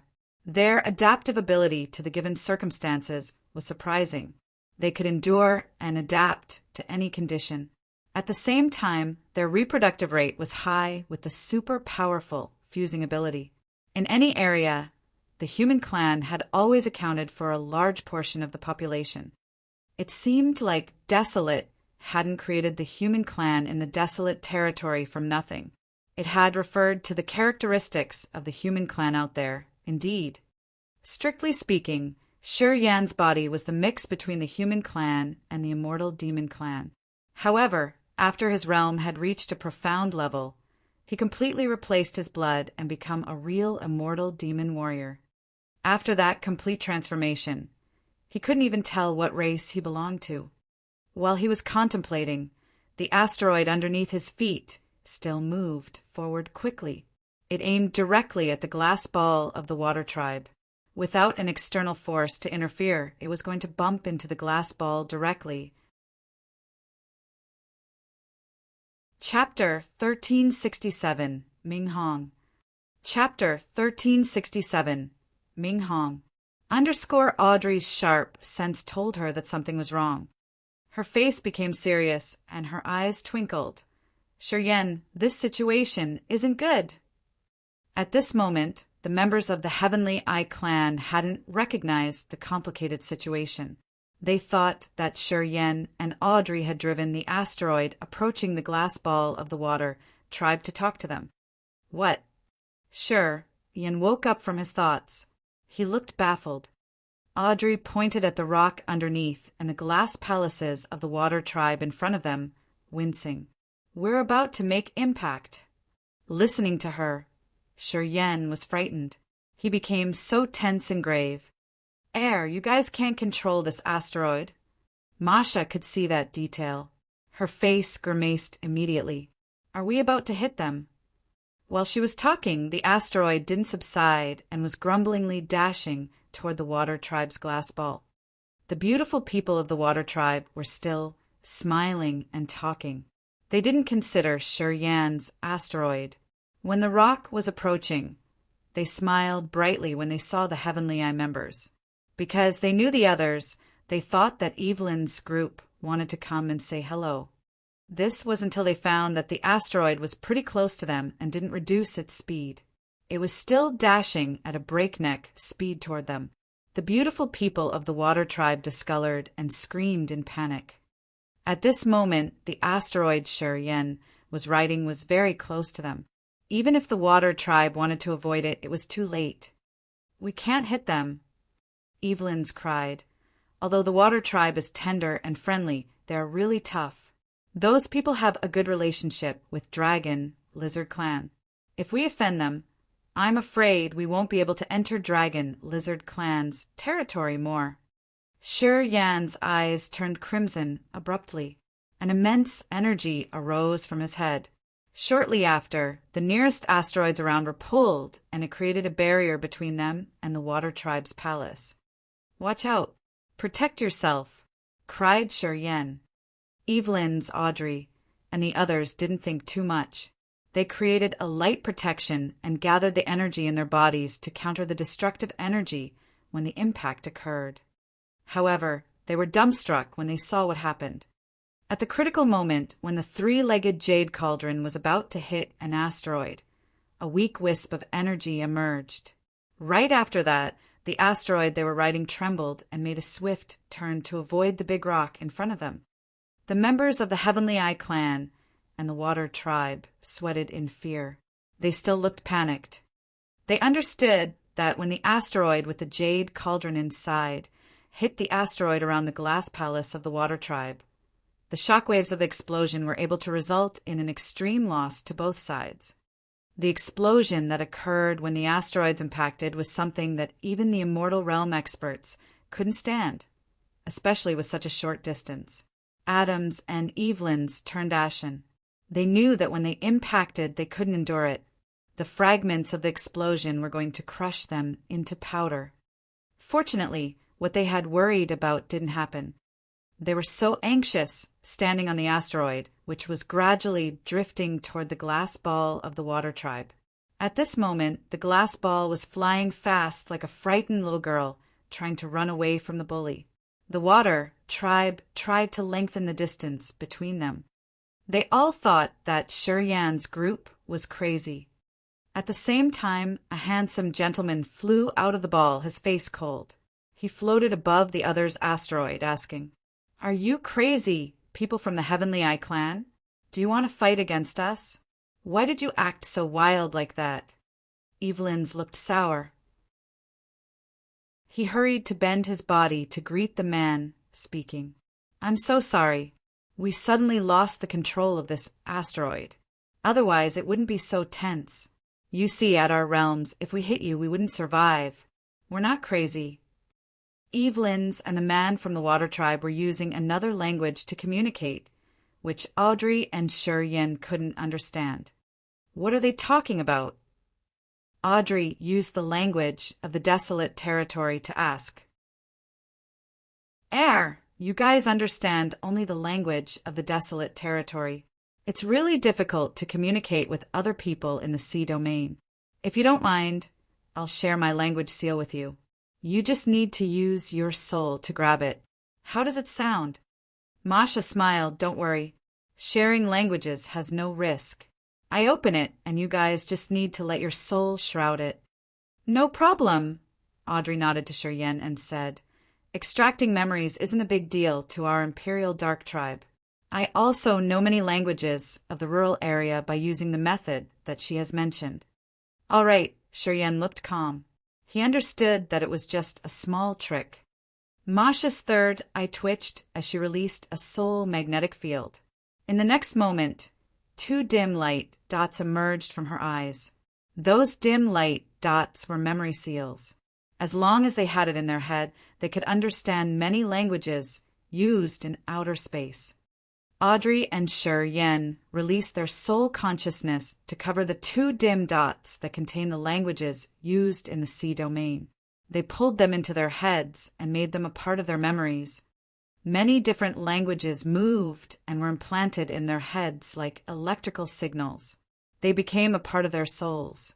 Then Sher Yan and Audrey could understand the conversation between Evelyn's and the man from the Water Tribe. They were using a simple but archaic language, which was the easiest language in outer space.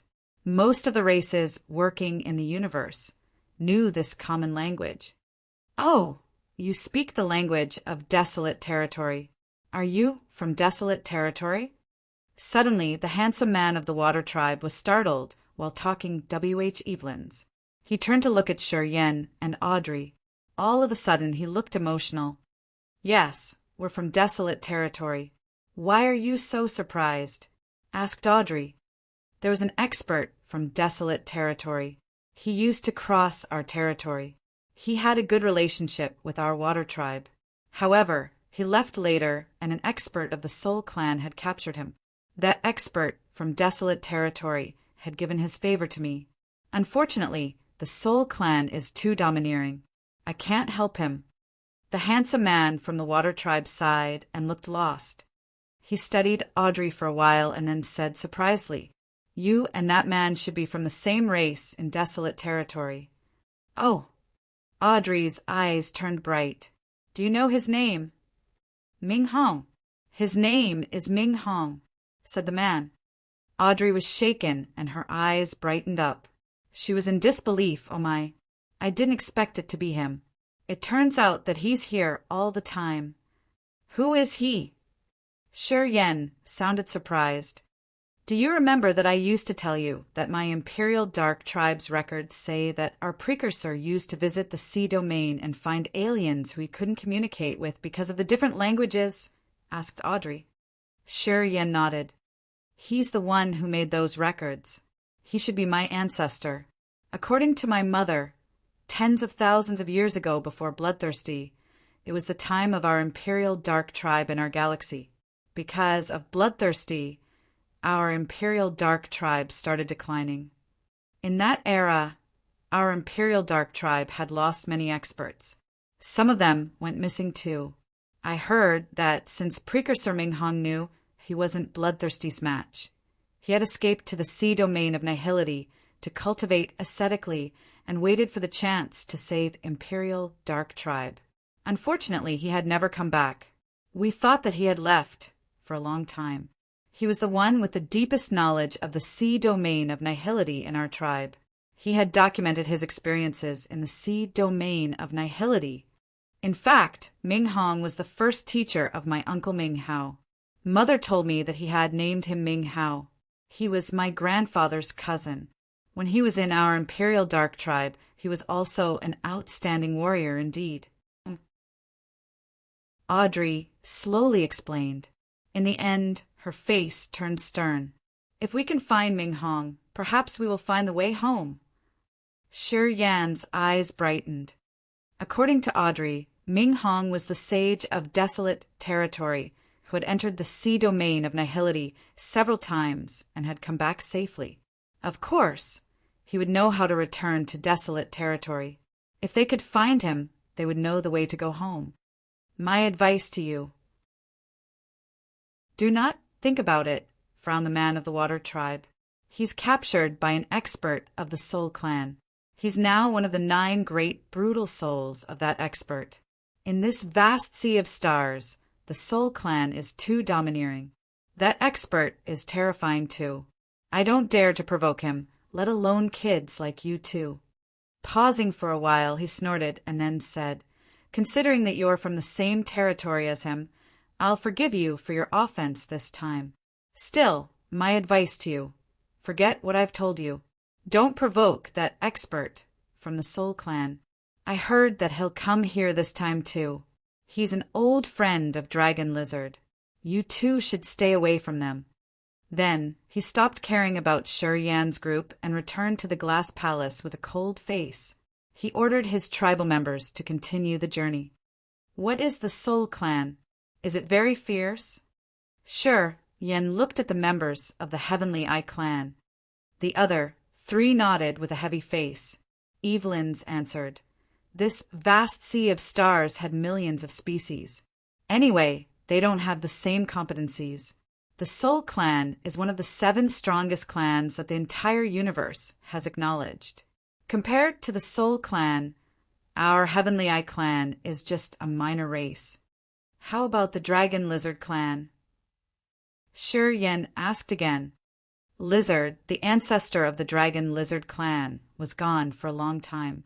Currently, Dragon Lizard, the 2nd generation, hasn't reached the territory ancestor level yet. Thus, the Dragon Lizard clan is just a 2nd-class clan. However, the Soul clan, the race that had appeared together with our Heavenly Eye clan after the Absolute Beginning era, has an expert at the territory ancestor level. They got the expert who can control the dark energy. The foundation of the Soul Clan isn't something that ordinary people can compete with, said Evelyn's with respect and admiration. Chapter 1368, The Seven Great Races. Chapter 1368, The Seven Great Races, Soul Clan, Seven Great Races? It seems that this vast sea of stars has so many things that we don't know yet. Can you tell us more? Sure, Yen was watching the large glass ball of the water tribe, floating and bobbing like a massive buoy and drifting forward. Slowly it accelerated. As he had just arrived at this place, he had a shadow understanding of much more common knowledge of the sea domain of nihility. Without Evelyn's useful information, they would have encountered unexpected troubles in their journey. Thus, before they reached the Dragon Lizard Clan's territory, he must have a good grasp of this area. "I beg for your favor," said Evelyn's. "What's that?" Sure Yen furrowed his brows. "I can give you a thorough answer of what you are suspicious of. I can tell you everything I know. I'm begging you for one favor, that if you reach the territory ancestor level one day, please take one member of our Heavenly Eye clan to be your disciple."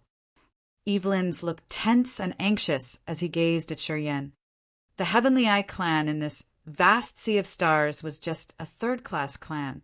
Their territory was filled with dangers, and their people had to live in harsh conditions. Moreover, around their territory was where many powerful races lived. They often had disputes, but the Heavenly Eye clan didn't have advantages in fighting. Normally, if one clan wanted to become stronger and get approval from the higher-level races, they had only one way to do that. They must have a real expert in their clan. Until now, the Heavenly Eye clan never had any existence at the territory ancestor level. It was the main reason why they could only stand in the back of the line. To reach the territory ancestor level, one had to know the dark energy. However, the experts with the dark energy would never share its magnificent power. Unless they had to kneel in front of some expert, they would have the chance to receive training and guidance from him to understand the truth of the dark energy. That way, they could eventually reach the territory ancestor level too. To Evelyn's, improving the capacity of his race was more important than anything else. At their third-class competence, it was going to be pretty hard for the Heavenly Eye clan to gain favor from the real experts. They couldn't enroll to become a disciple of the expert who controlled dark energy. And now, Sure Yen was their best option.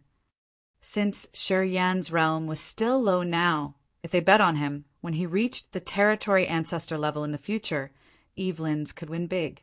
He would finally have a chance for the Heavenly Eye clan to get in the line of the top species. Of course, they had to assume that Sure Yen could break through to that level. Otherwise, his support would be in vain. Evelyn's was smart. He knew that even if he failed, he could neutralize the relationship with Sure Yen. When they could eliminate one enemy, it was a big fortune for the entire Heavenly Eye clan. Hearing him, Adam's and Masha's eyes sparkled. They were so excited that their bodies quivered. They bowed to Sure Yen, their faces begging. At this moment, Masha finally knew Evelyn's vision, and she understood why Adams, the one with the small, witted schemes, would always listen to Evelyn's in big matters. If Evelyn's deed succeeded today, it would become the great fortune to the Heavenly Eye clan. Masha now respected and admired her senior a lot. Well, the future is still far ahead. I'm at incipient God realm only. Don't you think it's too vague to bet on me until I reach the territory ancestor level? Sure Yen was surprised. Evelyn's gave a forced smile and said honestly, with our Heavenly Eye clan's general competencies, we would never be eligible to be chosen by the real territory ancestor experts. It's sad. You can at least give us hope, although it's a vague dream. As long as we have hope, it will be all right. Okay. Sure Yen pondered for a few seconds and then agreed resolutely. I pledge that if I one day reach the territory ancestor level, I will accept one member of your Heavenly Eye clan to be my disciple. I will teach him the truth of powers and make him understand power Upanishads thoroughly. Evelyn's, Adams, and Masha bowed to thank Shiryen in their Heavenly Eye clan's special way. They looked excited as if they saw their grand future. Now, you should tell me more useful information, urged Shiryen. As you wish. Evelyn's wore a respectful face. While the asteroid was heading to the Dragon Lizard clan's territory, he told Shiryen everything he knew about the mysteries of the Soul Can and the Seven Great Race, about all sorts of secrets of the territory, and some rumors about the absolute beginning creatures. Through Evelyn's introduction, Shiryen knew that the terrifying battle between the absolute beginning creatures had ended the absolute beginning era. After that, the mysterious world had given birth to many species. They didn't have giant bodies like absolute beginning creatures. However, when they cultivated to the utmost level, they could still reach the same level of power as the absolute beginning creatures. Later on, so many races had appeared, and many of them were related to the absolute beginning creatures. For example, the Dragon Lizard clan was related to lizard, and there were many more cases. Among so many species, many creatures weren't really powerful, but had some marvelous power. The human clan, for example, had ordinary fighting competencies and average foundations. However, they could interbreed with other races to create new living beings. Races in the universe had been ranked based on their power into first class, second class, and third class. There were countless third-class clans like the Heavenly Eye clan. There were dozens of second-class clans, but everybody had acknowledged the 7 strongest clans, including the Soul Clan, the Mysterious Sky Clan, the Dark Demon Clan, the Ancient Monster Clan, the Devouring Clan, the Whitebone Clan, and the Phantom Clan. These 7 great races lived in different, big territories of the sea domain of nihility. They became the overlord of their areas. Each of these clans had their special abilities. The Soul Clan, the Mysterious Sky Clan, the Dark Demon Clan, the Ancient Monster Clan, the Devouring Clan, the Whitebone Clan, and the Phantom Clan were the strongest clans in this sea of stars. Everybody knew that. Those clans had experts at the territory ancestor level. Aside from the territory ancestor experts, they also had many experts at the immortal realm that were close to the territory ancestor level. They had a strict scale and criteria to rank the experts. The small, weak races had to admire and respect the warriors of the big races. Many second-class or third-class clans had to depend on them. They considered the relationship they could form with the big races their glory. At the same time, the strong races also tried to gather more potential second-class races to their side. For example, the clansmen of the Soul Clan that the Waterman had mentioned had a good relationship with Dragon Lizard. This time he had crossed millions of miles to visit Dragon Lizard, and he was going to try to persuade Dragon Lizard to strengthen the relationship between the Dragon Lizard clan and the Soul Clan. The best scenario was that they could be officially united. However, the Soul Clan wanted to make the Dragon Lizard clan follow their league and become their vassal. Thus, the Dragon Lizard clan would be placed under the Soul Clan's protection. Also, when needed, the Dragon Lizard clan would have to help the Soul Clan too. After Evelyn's had told him about the competencies of the Soul Clan, Shiryen couldn't hide his fear. He turned to Audrey. If we meet that guy, we should try to hold it down.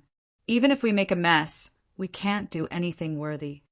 According to Evelyn's after the mortal realm, it was the territory ancestor level. The creatures from the absolute beginning era that still existed were all at the territory ancestor level. It meant that the Soul Clan had at least 1 or 2 intimidating members at Desolate and Huey's level. This clan's foundation was unimaginable indeed. Perhaps when Hui and Desolate fought against the Soul Clan, they wouldn't gain the upper hand, especially when Desolate and Hui hadn't fully recovered yet, and Desolate's body was still detached. Shiryen and Audrey had seen Huey's power with their own eyes. This sort of terrifying power was like their worst nightmare. And at that time, Hui hadn't recovered fully when they fought. Thinking about the characters at Huey's level in the Soul Clan, Shiryen and Audrey felt their scalps become numb as they felt so small. Don't worry, I know how to behave. I'm not foolish. Audrey pulled a bitter face. While they were listening to Evelyn's introduction of the races in the universe, the asteroid underneath them was flying fast. They also encountered many aliens from different races on the way. At the end of the asteroid current, they saw a massive planet. That planet looked pretty strange with innumerable caves and dents. It seemed like they had hollowed out the entire planet. Dragon Lizard Star is the Dragon Lizard clan's territory. In the sea domain of nihility, there is no complete planet.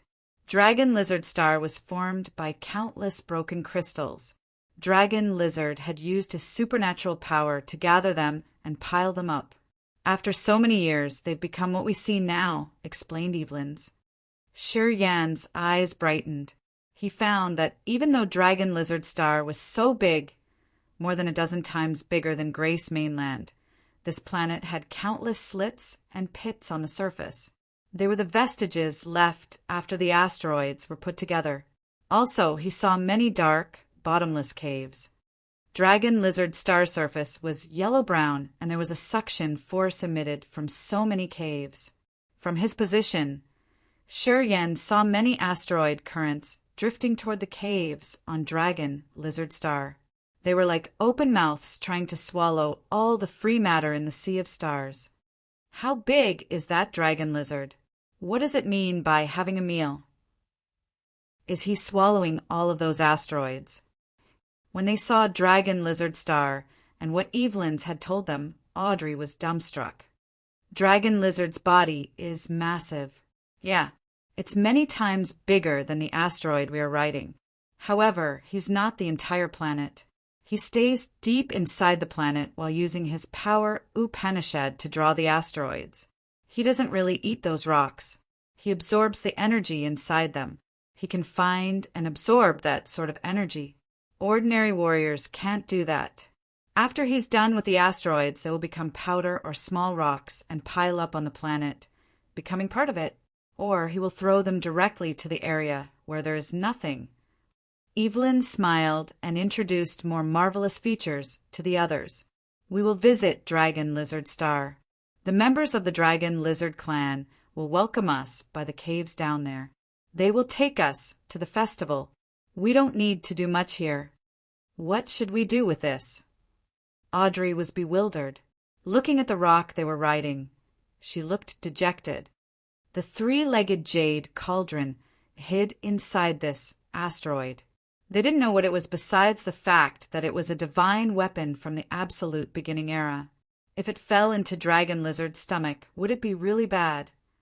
It wasn't that they weren't predestined with this divine weapon. It was more important that they couldn't tame it or keep it.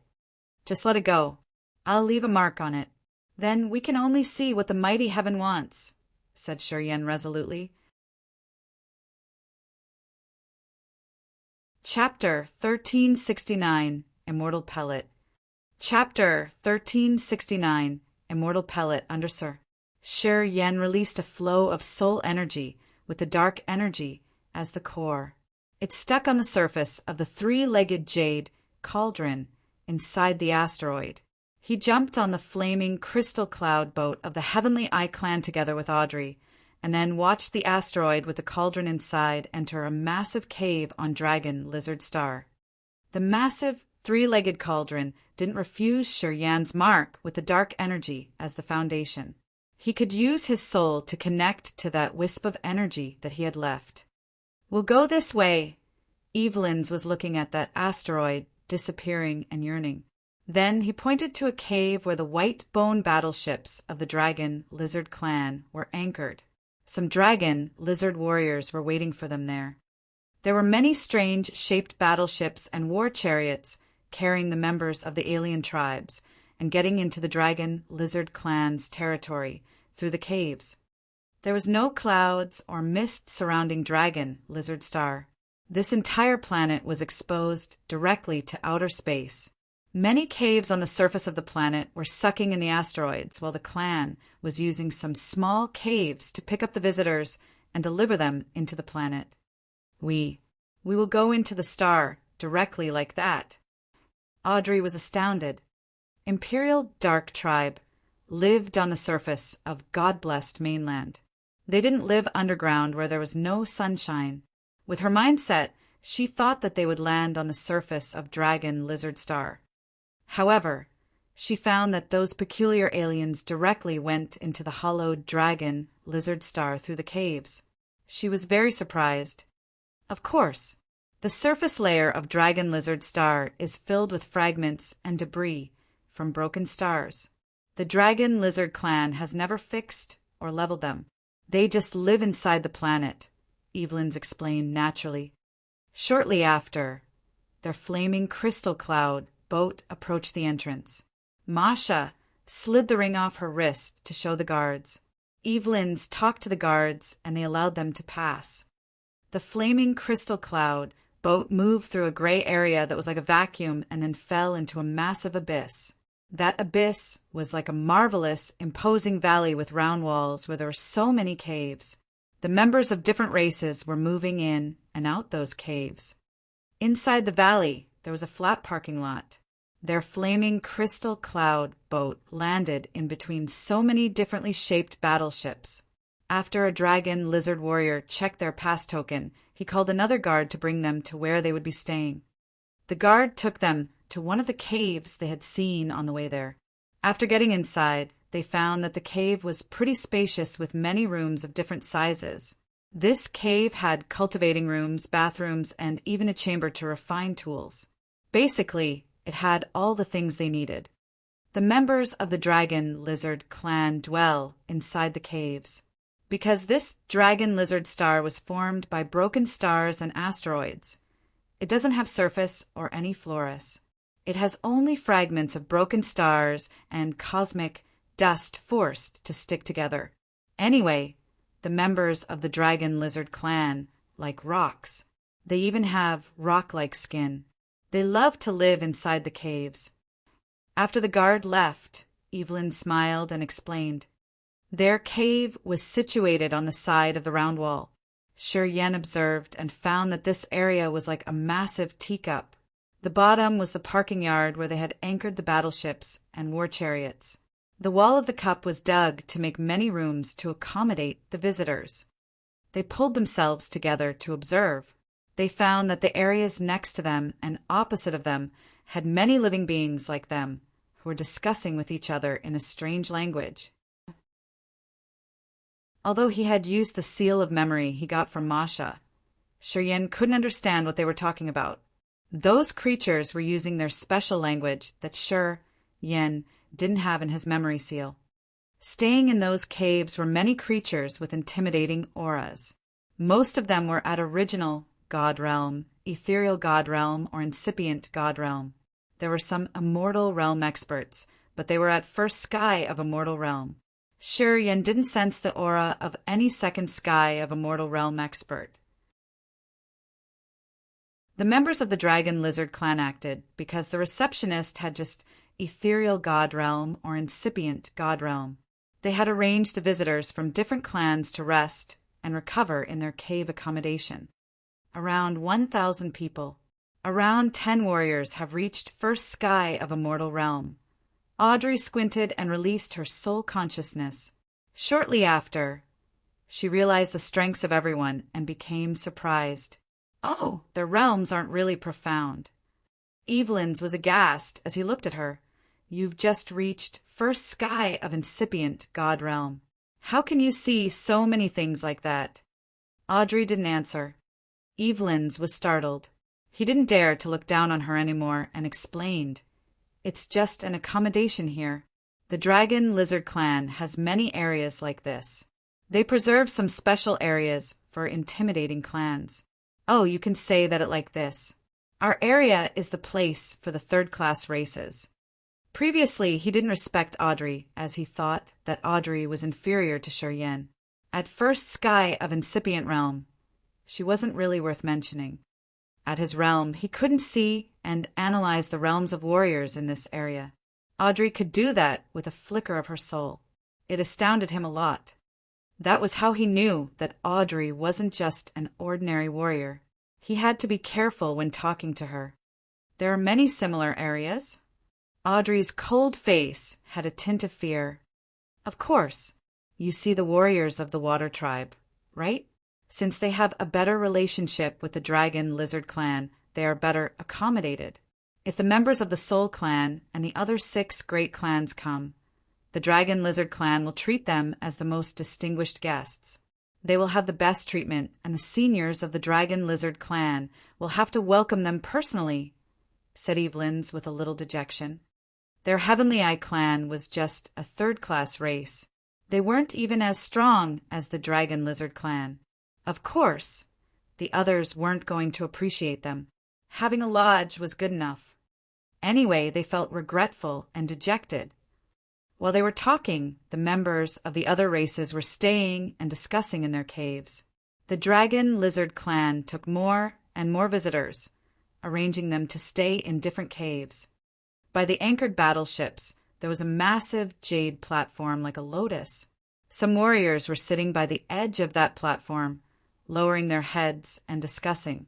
They had some cultivating materials, pellets, wood logs, scriptures, and even rare crystals. What's that? Sure, Yen pointed at the lotus-like platform. After the members of different clans came, they need time to adjust and prepare. Dragon Lizard needs more time to finish his meal anyway. The festival will be held when most of the guests arrive. Before that, we have to wait in our cave. Of course, the Dragon Lizard clan has some other arrangements. That lotus platform is set up so the members of different clans can have a place to trade cultivating materials. Anyone with extra weapons or weapons they don't use can exchange there. Evelyn smiled and paused for a while. Then he continued, most of them are interested in the immortal pellet of the Dragon Lizard clan. I take my sister here with the hope of getting one immortal pellet. Of course, it's unpredictable if we can have one. Immortal pellet? Audrey looked moved. What do you mean? Evelyn's looked at Masha and said, my sister is at third sky of incipient God realm. If she gets an immortal pellet of the Dragon Lizard clan, perhaps she can break through to the immortal realm. In this vast cosmos, this immortal pellet is a magical item indeed. Even the 7 great clans don't have extras to preserve. Hearing him, Shi Yen looked thrilled. He shouted, it can help break through to the immortal realm? How can it do that? It's impossible to reach this spectacular realm with only a pellet. If you knew how hard it is to refine an immortal pellet, you would believe it. Evelyn's gave a forced smile.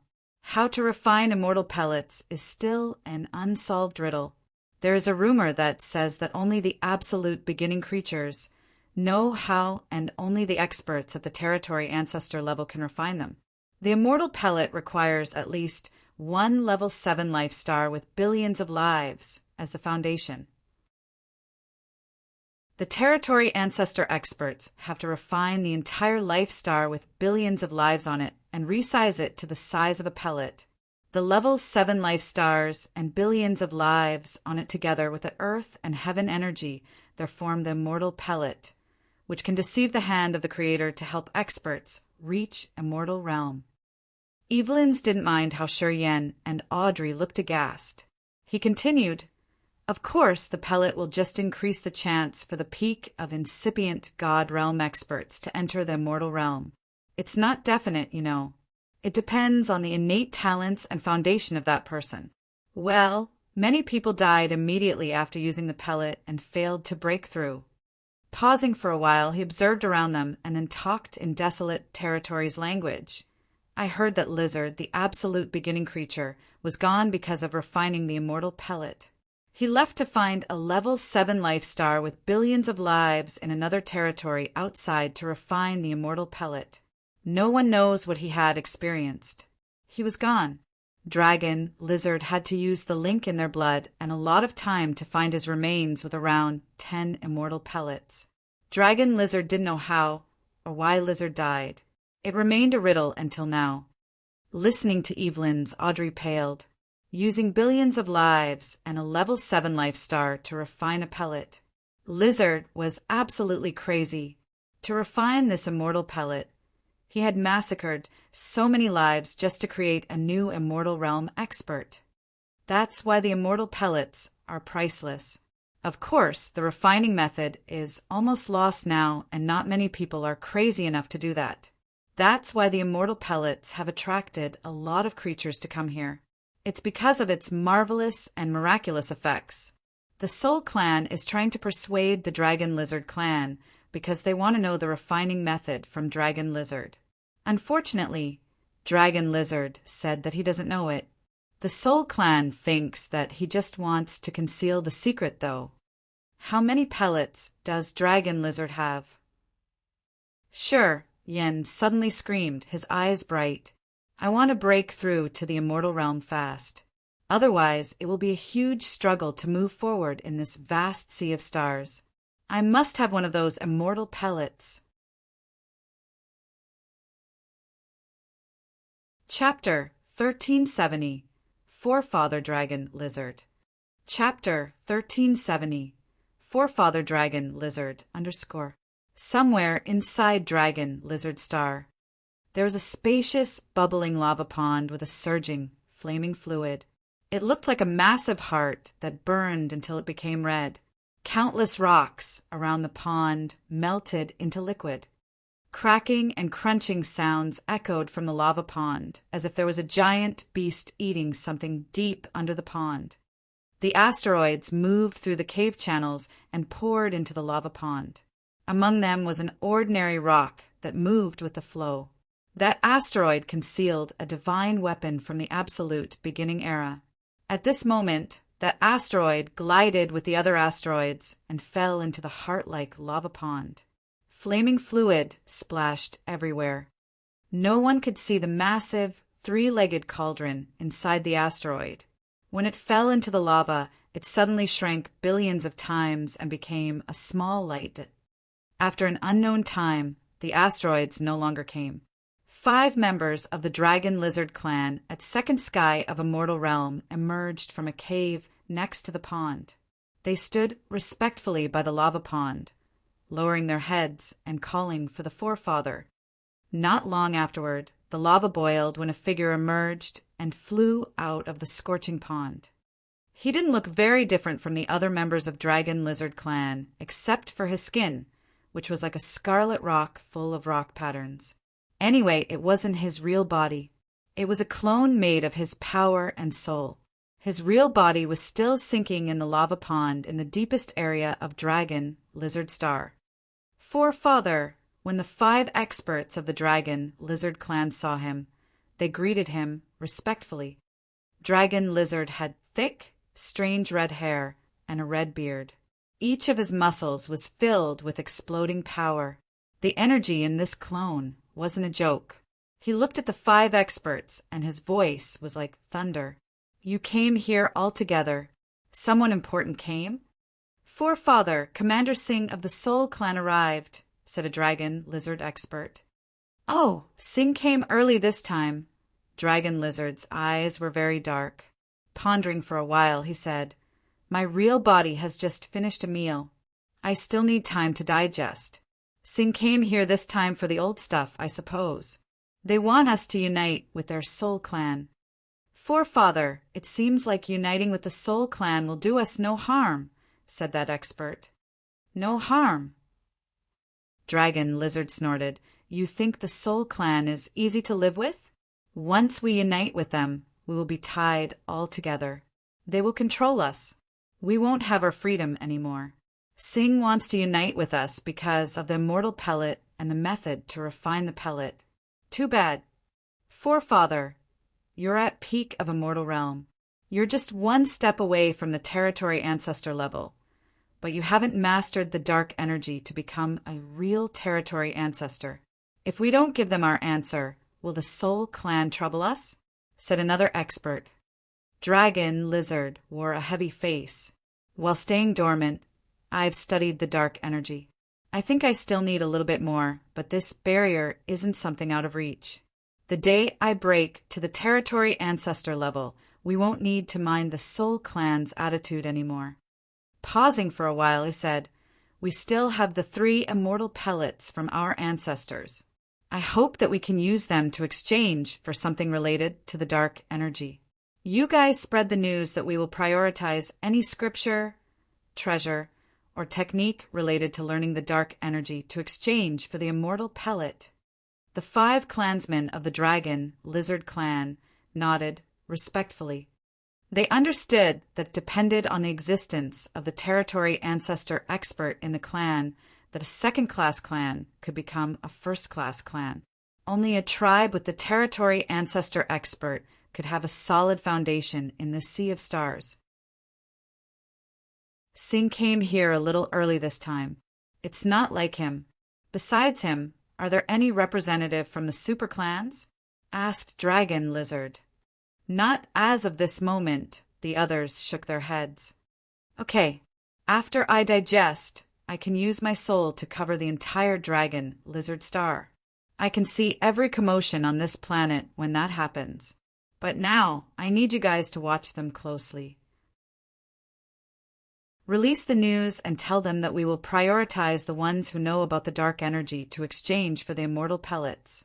Those with good information can come and meet me directly, Dragon Lizard ordered. The 5-second sky of Immortal Realm nodded respectfully and then left. After they had left, he frowned and looked suspiciously at the lava pond. He mumbled to himself, I did sense a feeble soul, but I couldn't find anything. Strange. Did I sense wrongly? As he had a profound realm. When the divine weapon from the absolute beginning era came to his stomach, he could sense it. However, the massive 3-legged cauldron had shrunk like a small and its aura blended with the other asteroids, so he couldn't find it. Inside a valley in Dragon Lizard Star. This valley was very different from the area where Shurian's group stayed. The entire valley was renovated to be luxurious and beautiful with many palaces. A group of Soul Clan members wore loose black robes that revealed only their pale faces. All of them were levitating. Their feet didn't touch the ground. They lodged in the palace underground, but not in the caves. This entire valley hosted only members of the Soul Clan. There was no creature from any other clan here. The Dragon Lizard clan didn't arrange anybody else to lodge in this area and bother the Soul Clan. Apparently, as one of the 7 great races in this cosmos, they were treated much better than Shurian's group. Inside the Grand Palace, a sinister old man shrouded in a loose, black brocade robe was floating between many souls. Those souls had shapes of alien warriors and even beasts. There were thousands of them who gathered like a mountain full of souls. He hovered on the peak of the Soul Mountain and coldly looked at a warrior kneeling on the ground. What did the Dragon Lizard clan say? Commander, sir. They said that Dragon Lizard hadn't finished his meal yet. They asked you to wait for a short time. He will come to meet you personally, reported the warrior of the Soul Clan. Harumph. Sing's face darkened. Dragon Lizard wants to make more time until he reaches the territory ancestor level. Ridiculous. It's not easy to enter the territory ancestor level. If he could use his power to break through, he would have done so already. I think he will use the 3 immortal pellets to seek aid to break through to the territory ancestor level. Well, just a dream to him then. Although the immortal pellets are precious, they're nothing compared to the power of the dark energy. Commander, what should we do if he doesn't show a cooperative attitude this time? Asked the warrior of the Soul Clan. Sing wore a cold, malignant complexion. It won't be easy for him this time. Our seniors are no longer patient. If he doesn't want to follow us, of course, we will have something nice to deal with him. He waved his hand to dismiss the warrior. He squinted. All right, leave. I need to stay quiet for a while. The soul warrior left. He flashed and then disappeared like a dispersing soul. Sing contemplated for a while, his soul changing. A departed soul emerged from the mountain of souls underneath him. That soul was lanky, and it was twisting and flickering as if it was about to be extinguished. As soon as that soul appeared, it opened the mouth to swallow the dim, departed souls around. The vague figure quickly condensed and became real like dark clouds. A flame that was like a slithering spirit snake flew out of Sing's mouth and sizzlingly burned that departed soul. The soul that had just become real, distorted in agony. It struggled inside the flame and screeched mournfully. It looks like the flame of karma was burning its core. The soul faded again. Ming Hong, do you want to talk now? Sing sneered. Where is the entrance to desolate territory? As long as you tell me the truth, I assure you that I will set your soul free and give you a good place to come. The soul became vague like a dispersing cloud. His misty face turned to Sing, his voice feeble. You shouldn't think about it anymore. Even if my soul seal vanishes, I will never tell you where the entrance to desolate territory is. If my power Upanishad wasn't so strange, you would have refined me for a long time and used your special soul technique to extract my memories. Well, unfortunately, you know that once I lose my memory, my soul will disperse. You will get nothing from me. Why do you need to do that, Ming Hong? Desolate, the absolute beginning creature, is the territory ancestor level of desolate territory, but its body is divided now. When our soul clan subdues desolate, your destiny won't be controlled anymore. What good is it for you to hold on to that secret? Frown Sing. Ming Hong gave a dejected smile. So, you think I don't know your working principle? If I tell you the entrance to desolate territory, billions of living beings in our territory will become your soul energy. Will you leave anyone alive? No. Haha. I'm desperate now. If you want to destroy my soul, just do it. Anyway, you shouldn't dream about getting to know the gateway to desolate territory. Well, even if you want to die, it will not be easy. Sing grinned. The flame suddenly became fiercer. Ming Hong's weak soul form was burning and becoming distorted. He shrieked and screeched in this extremely cruel torment. Ming Hong, wait and see. I will find the entrance to desolate territory. I will make you watch our soul clan refining desolate and destroy all creatures in desolate territory. I want you to see. No one can resist our clan. Sing laughed arrogantly, his imposing aura increasing. You better find it before desolate wakes up and unites its body. Otherwise, when desolate comes back, it will make your soul clan live in calamities. I also want to see who will seize the victory in the end. Even though he was screeching, Ming Hong still managed to retort. It seemed like he knew that Sing wouldn't eliminate him. Oh, so you think that it's easy for wounded absolute beginning creatures to fully recover? Mwahaha, don't worry, it won't. I will show you. Without your direction, our soul clan will still find desolate territory and refine desolate. Pausing for a while, Sing continued, if we can refine it, I can learn and control the dark energy.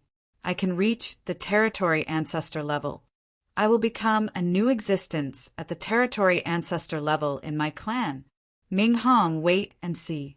I will enter the territory ancestor level faster than anyone else. Snorted, he continued. Dragon Lizard is stubborn. He thinks it's easy to get into the territory ancestor level. Our clan has experts at the territory ancestor level, but I've been stuck for many years. He's just a daydreamer when he says he wanted to enter the territory ancestor level too. Chapter 1371 Trade for Items. Chapter 1371 Trade for Items _ Many creatures from different clans were sitting neatly on the jade platform in the middle of the valley. In front of them were the special cultivating materials they wanted to sell or trade. Most of them were rare and precious, and they included jades and crystals, divine weapons, sets of armor, and more. All of them were fabricated exquisitely. Those cultivating materials were lustrous and colorful. The warriors wanted to use them to exchange for suitable cultivating materials.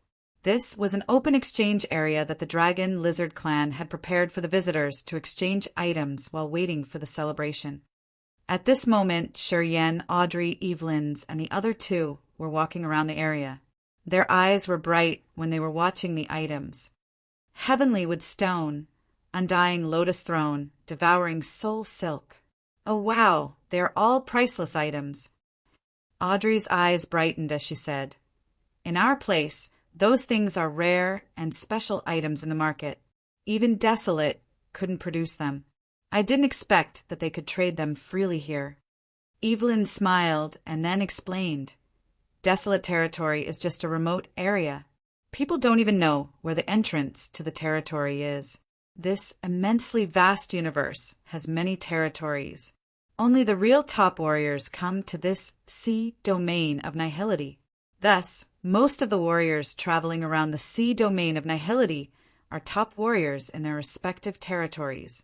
Of course, the items they have aren't ordinary."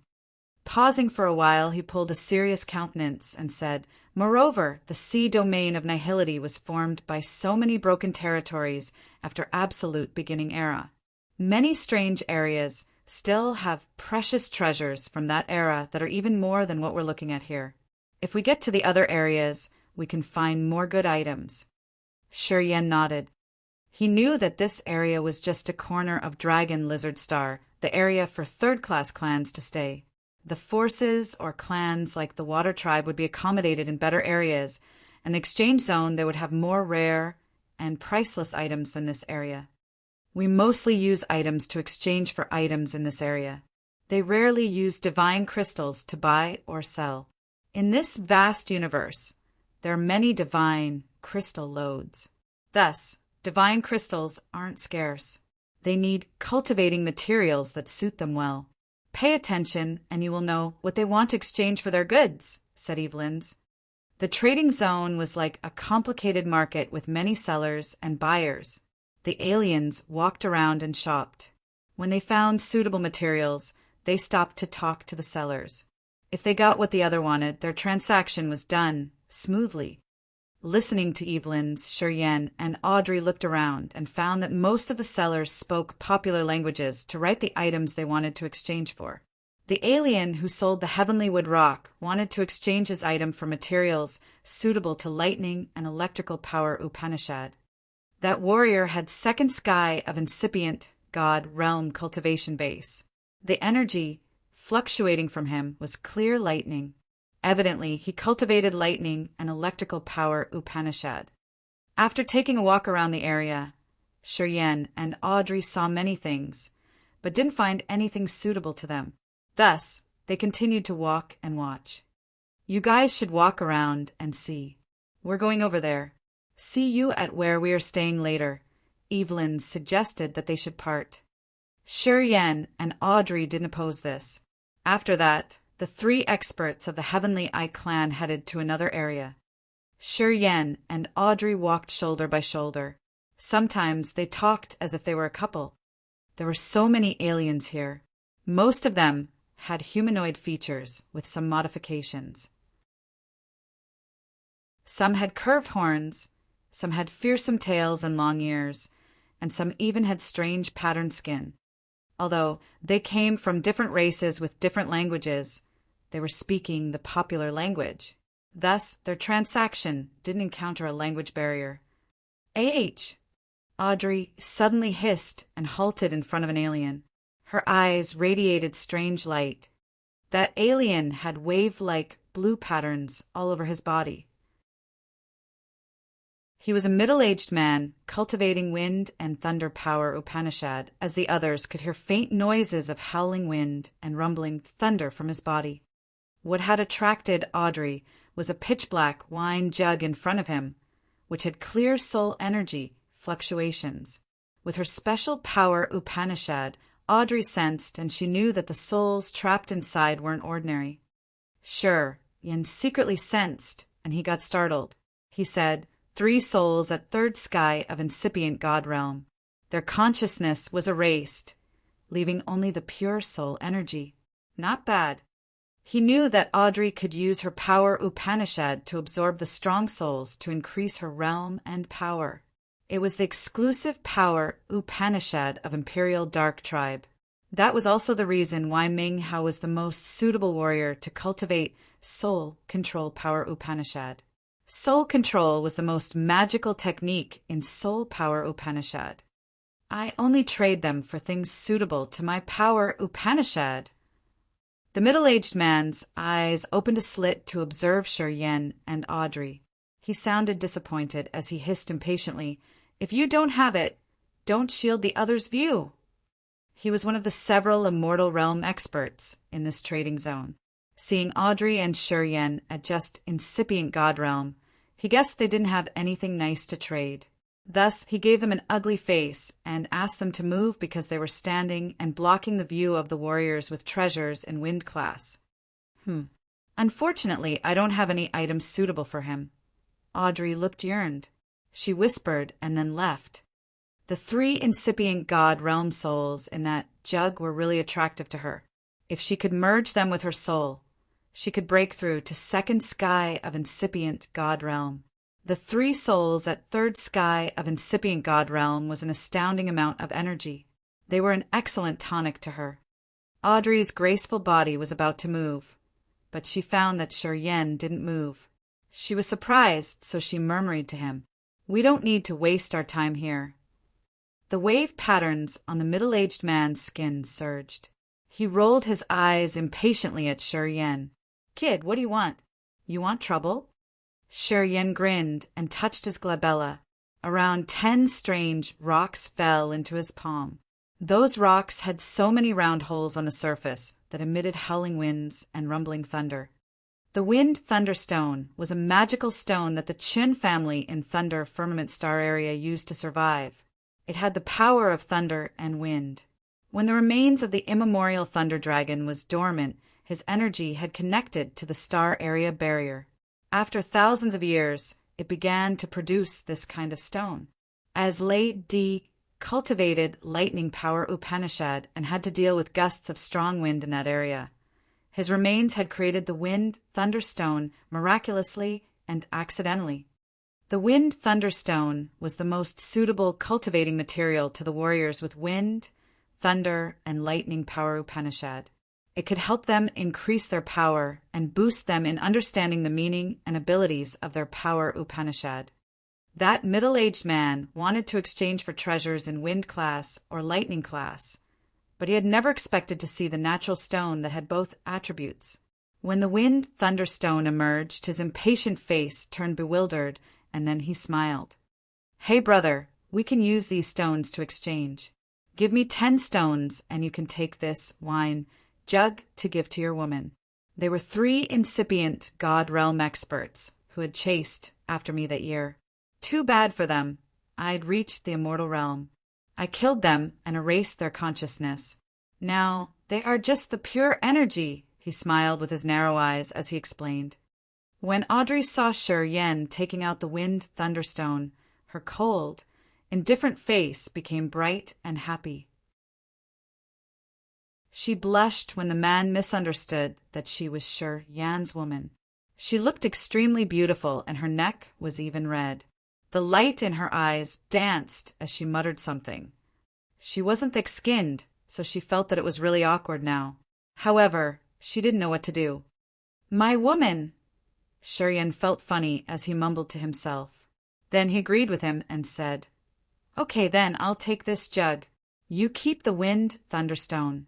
Oh. Laughing, he put the Wind Thunderstones down, and his other hand picked up the jug containing the soul of the 3 incipient god realm experts. He then threw one arm around Audrey's slim waist and walked away contentedly. "Bastard! Drop your hand!" Audrey was blushing, her eyes lustrous. She glared at him. When she saw no one notice, she swayed away from his embrace. Taking a deep breath, she pretended to be calm. "I need this a lot, so I owe you once. I will pay you back later." Then, she was so thrilled when she seized the jug from Yen. Her eyes were bright when she spoke calmly. There are 3 souls at third sky of incipient God realm in this bottle. I can break through 1 level. I could never imagine that someone would sell souls at such level. In our area, they were as strong as the chiefs of the God clan's 12 families. This sea domain of nihility is indeed a terrifying area. Sure, Yen laughed when she shoved him away. He swung his right arm that had just held her waist. His scorching eyes fell on her waist, teasing the cold and arrogant princess of Imperial Dark Tribe. Oh, so you owe me, right? Yeah. How are you going to pay me back? You said that I'm the sort of guy that wouldn't be happy without women. I'm lustful. You and I are lonely here. We don't know anyone. Do you see what I'm saying? Should we become a little closer? Audrey was bewildered. So you're really that despicable? I thought you know that already. Shi Yen sounded surprised. You don't feel guilty to your women when you do that? I know that there are many women faithful to you on Grace Mainland. We haven't left for a long time. You want to betray them? Can you get over that challenge in your heart? Said Audrey sternly. Shi Yen rose his brows. A dark gleam appeared in his eyes. Staying quiet for a long time, he said. No one knows what will happen later. I don't know if we can return to desolate territory or not. Perhaps they won't have a chance to see me again. I don't know if we can survive in this area either. If I can have a nice day and live happily for 1 day, I will try to continue that way. That's all. The more he understood the sea domain of nihility, the more he recognized how small and powerless he was. The 7 great races had existences at territory ancestor level who could be compared to Desolate or Hui. There wasn't only one expert like that. He was just a weak warrior at incipient God realm. It was already a problem if he could survive until he found the way home. The complicated situation here had covered his soul and heart. He didn't dare to think about the future. He just considered how to survive the moment. Teasing Audrey was a way to relax his tense nerves and vent out his stress. The more he knew about stuff and people here, the more pressure he felt. Thus, he had an extreme desire to get the immortal pellet. He had made up his mind. He would pay any price to get the immortal pellets in Dragon Lizard's hand. He had to get one to reach immortal realm quickly.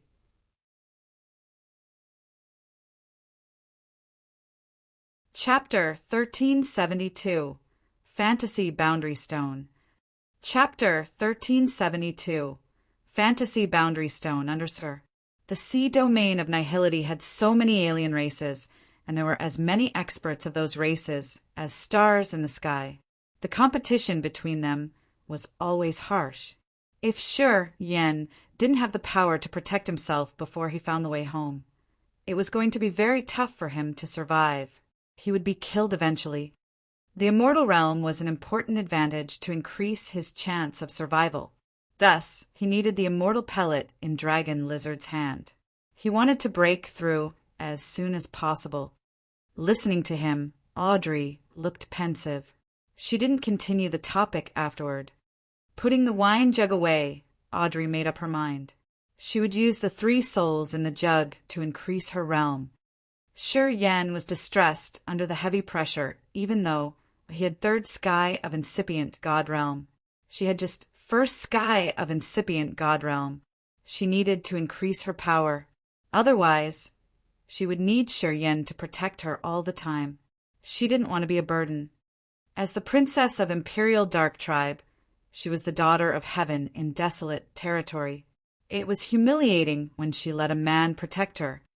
I also want to see if I can find any treasure suitable for me. We can be assured if we get stronger. We're not sure about anything. We must be careful. Shi Yen frowned and then relaxed his mind.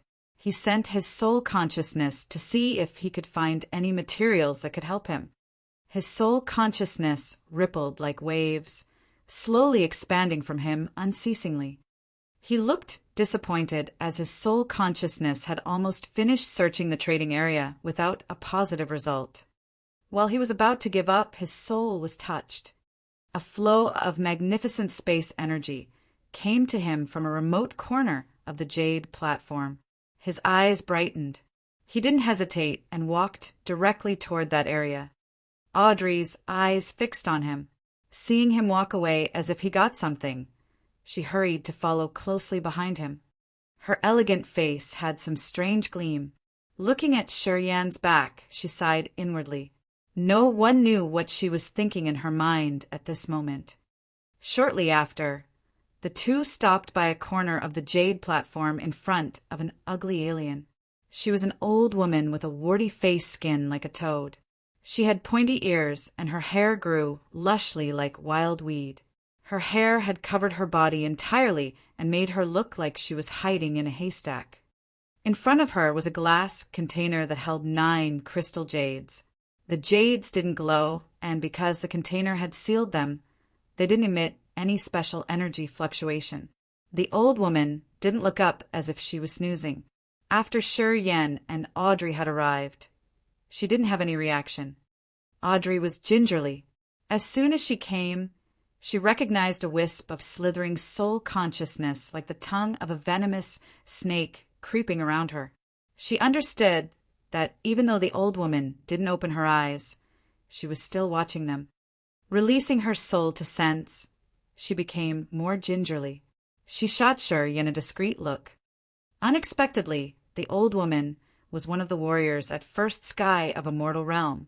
The energy fluctuating from her body was really magical.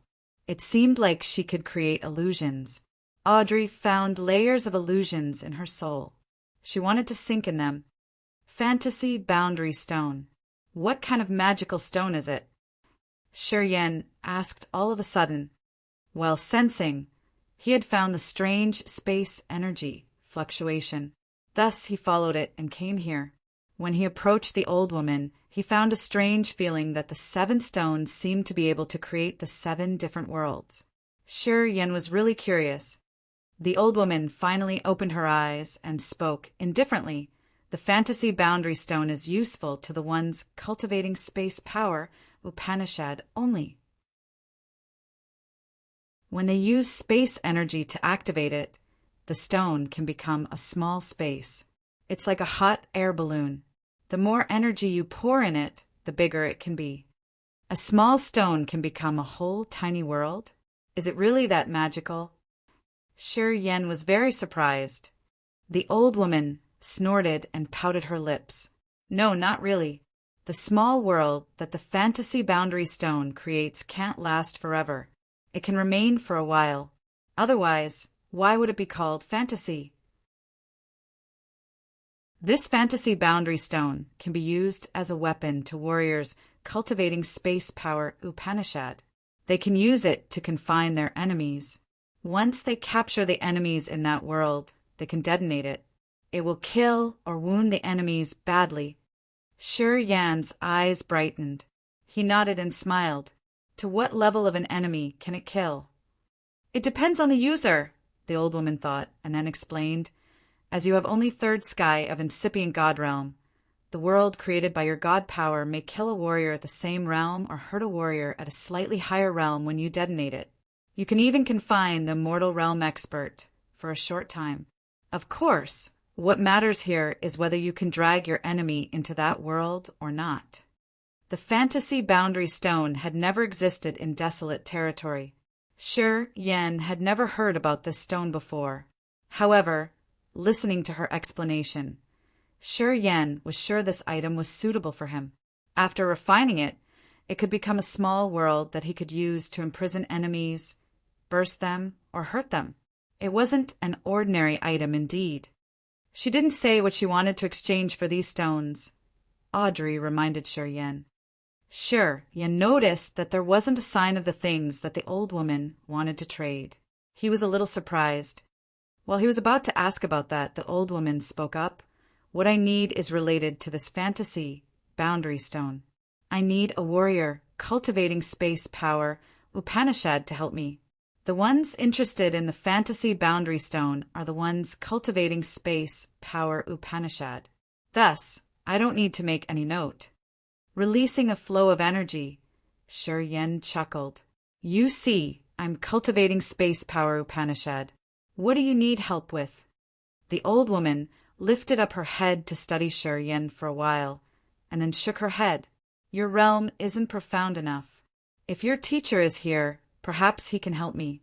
I can give you those fantasy boundary stones. Anyway, you don't have the capability to help me with what I want to do. What is that? Can you tell me a little bit? Shi Yin was surprised.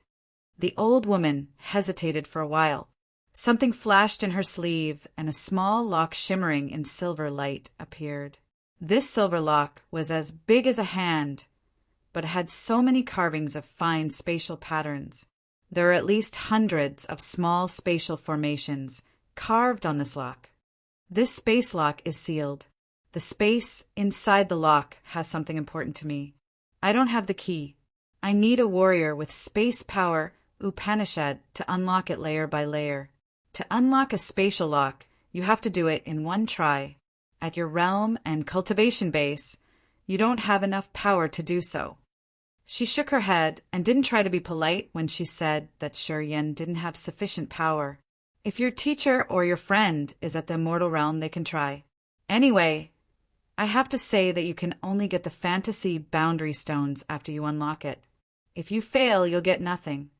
The spatial lock confined a small space. If it was forced to open or opened with the wrong methods, the lock would explode and smash that space. If the operator was rash, he could have to pay with his life.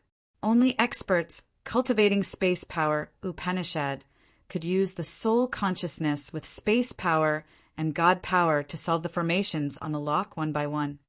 During this process, he could not pause. He had to finish them in one try. Otherwise, the magical space formations would change and create new complicated formations. The old woman explained everything to Shi Yin in detail because he cultivated space power Upanishad. She hoped that his teacher or his friend had sufficient power and they could bring her a little surprise. To solve the spatial lock, does it require a profound understanding of the power Upanishad and condensed God power? Shi Yin pondered and then asked, Yes, both of them. However, the pure and condensed God power is more important, because if you have enough God power, you can last longer and you can have more time to think and solve it. Otherwise, even if you have a good grasp of knowledge, your insufficient energy will make you fail. The old woman understood the features of the lock well. Shi Yin nodded and indicated that he understood. He rubbed his chin and pondered. Can we move to another place to talk? The murky eyes of the old woman brightened. The energy fluctuating from her became strange. A strange but pleasant aroma emitted from her ugly body. Shi Yin was stunned. The aroma was so delighted that it was like the fragrance of a charming, mature woman. It completely contrasted to her fearsome appearance. If you don't mind, we'll go to my place to discuss, she invited. Shi Yin and Audrey exchanged looks. Shi Yin nodded with a smile. Okay. The old woman wiped her hand and the container with the fantasy boundary stone disappeared. She stood up and walked out of the trading zone. As soon as she came to the area where they were allowed to fly, she flew up and headed to a place on the rock wall. Shi Yin and Audrey followed her. Shortly after, she brought them to a remote cave. This place was a lot similar to their lodge. It was spacious but plain. As soon as the two of them got inside the cave, the old woman set up a barrier to cover her lodge. After she was done, she said seriously, Kid, do you have any teacher or precursor cultivating space power Upanishad? If he's here, please call them. As long as they can unlock the spatial lock for me, I will offer more than the 7 fantasy boundary stones. I'm sure I can delight him. What do you think about me? Shi Yin smiled. She frowned and suddenly became outraged. I don't have the time or extra energy to waste my time with you. You can leave now. At your realm and cultivation base, you can't solve the spatial lock. Oh, you said that the God power is more important. Shi Yin curled his lips. He wasn't angry. He just rose one finger and pointed at the old woman. Radiant light shot out of his finger. So many space slits like torn ribbons emerged together with sharp space blades. When his finger pointed forward, they immediately thrusted toward the old woman. The space energy in them was so terrifying. The old woman's murky eyes radiated a dazzling starlight band. She sensed for a while and then hissed in surprise. That's some really refined energy. Endless aura too. Kid, your realm is normal, but your god power is really thick and condensed. It's not less than that of normal immortal realm experts. Yeah, I think you can try once. Chapter 1373. Unlock the Spatial Lock. Chapter 1373. Unlock the Spatial Lock. Undersir. Inside the sealed cave, the old woman looked very thrilled. She walked to the cave entrance and contemplated. A powerful energy fluctuation rose, which combined a lot of different power Upanishads. Lightning, mist, wind, ice, and flame created many layers of barriers that covered the cave entrance like spider webs. Shi Yen focused and found that 13 strange formations had reinforced the cave entrance. Those barriers were invisible, so only the soul consciousness could see them. The sharp auras came from those barriers. Shi Yen had no doubt that even if Evelyn's Adams and Misha came here together, those barriers would be enough to kill them at their spots. No, it's not true. Shi Yen discolored. He looked frightened as he said, Absolutely. You don't have only first sky of a mortal realm. The energy hiding in those barriers was extremely terrifying, let alone first sky of a mortal realm experts. Even second sky of a mortal realm experts didn't have a big chance to survive. The power this old woman had performed was beyond the realm she had exposed. Evidently, she had concealed her real cultivation base. Audrey's face was cold, but she was actually anxious. Discreetly, she urged the god power. If the situation didn't go right, she was going to take action shortly. Don't. Shi Yan's soul quivered. He hurried to comfort her with a forced smile. If she wanted to kill you, it would take just a flick of her mind. Even if you use all of your power, you won't even touch her. The old woman laughed and gave Shi Yan an appraising look. Kid, you have keen eyes. Don't worry. I mean no harm. As long as you can open this spatial lock, I will give you other gifts beside the 7 fantasy boundary stones. I'm sure they will delight you. Then she turned to Audrey and frowned. Your soul power Upanishad is similar to the Soul Clan. Are you related to them somehow? While talking, her eyes changed dangerously. Soul Clan. Audrey shook her head. I'm a member of Imperial Dark Tribe. My power Upanishad is related to the soul, but I have nothing related to the Soul Clan. Good, she nodded and then snorted. I hate every single member of the Soul Clan. Then a light glowed in her palm. 3 round pellets were conjured. They were crystal-like and sparkling with abundant energy that fluctuated. She handed them to Shi Yan and said, These are the congealing divine pellets of the mysterious Sky Clan.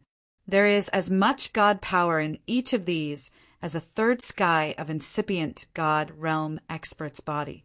You can absorb the energy from the pellets rapidly to recover. You should use them to unlock the spatial lock. Whether you succeed or fail, they are yours. I won't blame you if you use them all.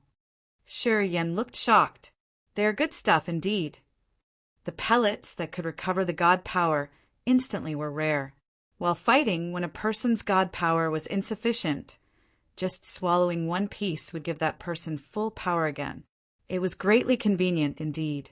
Absorbing and congealing energy from the divine crystal was a slow process, and it took a lot of time to recover the warrior's energy. It could never be compared to this sort of pellet. Who are you? Audrey was keenly looking at the old woman. The pellets that can give instant recover are priceless. Moreover, they are from the mysterious Sky Clan, one of the 7 great clans. You don't mind giving him 3 pellets just to break that lock. Your generosity startles me. Hearing her, Shi Yan was startled. He knew that this old woman should hold a high position, and her identity wasn't ordinary. At your realm and personal competencies, you should have gone to bigger and better trading zones. You could have found warriors with stronger space power, Upanishad. Why would you choose this zone? Sure, Yen couldn't understand. You two juniors have a lot of questions, the old woman frowned, her face cold. Stop asking irrelevant questions. Take the congealing divine pellets. You should unlock that spatial lock for me now. This cave is sealed. No one can barge in. Don't worry. Just do it as best as you can. Then, she sat down cross-legged and closed her eyes. Apparently, she didn't want to continue the topic. Shurian got a good sense, and he shrugged. Understood. He turned to Audrey and asked her to protect him. He didn't know her real identity, but he was sure that the old woman took this lock very seriously. Thus, before it opened, she was going to try her best to help him. Sure, Yen got this clue from the 3 divine pellets she handed him. Taking a deep breath, he pulled himself together and looked at the spatial lock, one hand holding 3 congealing divine pellets. After a while, he grinned and swallowed one of the congealing divine pellet. A current of heat dispersed into countless flows and scattered to the veins in his entire body. The thick god power was triggered. Instantly, the energy in his entire body was brimming. He had a feeling that if he didn't vent it out, he would explode. So much energy. He couldn't help but shout, his voice thundering and shaking the cave. The old woman opened her eyes and looked at him. She snorted and then pouted her lips. Kid, you're very careful. You thought that I would use the poisonous pellets to deceive you and it would burst you when you used one of those pellets to refill the god power. Yeah, it seems like you didn't waste your years of cultivation. You know how to stay alert. As she said this, Yen, taking a pellet before taking action, showed his caution. When his power was full and he took the pellet, even if it hid some problem, he would still have the power to counter. Also, if the pellet made something go wrong and he couldn't do anything, that old woman was going to protect his life if the lock wasn't opened yet. While being in foreign lands, he had to always be cautious. It wasn't a bad thing to do anyway. When he realized that there was no problem with the congealing divine pellet as it made his god power surge torrentially, he smiled and condensed his god power. Instantly, the peculiar energy fluctuation of space power came from his body and rippled like waves that filled the entire cave. After the pure energy from the congealing divine pellet and the power in his body had blended completely, his energy had rocketed to an amazing height. Audrey was very surprised. Now, she finally knew how strong Yen was. She sighed as she recognized the difference between them. Electrical beams flashed in the old woman's eyes. Her line of sight didn't switch from Yen. She nodded discreetly, her hope getting bigger. Yan's aura and energy surpassed ordinary first sky of immortal realm experts.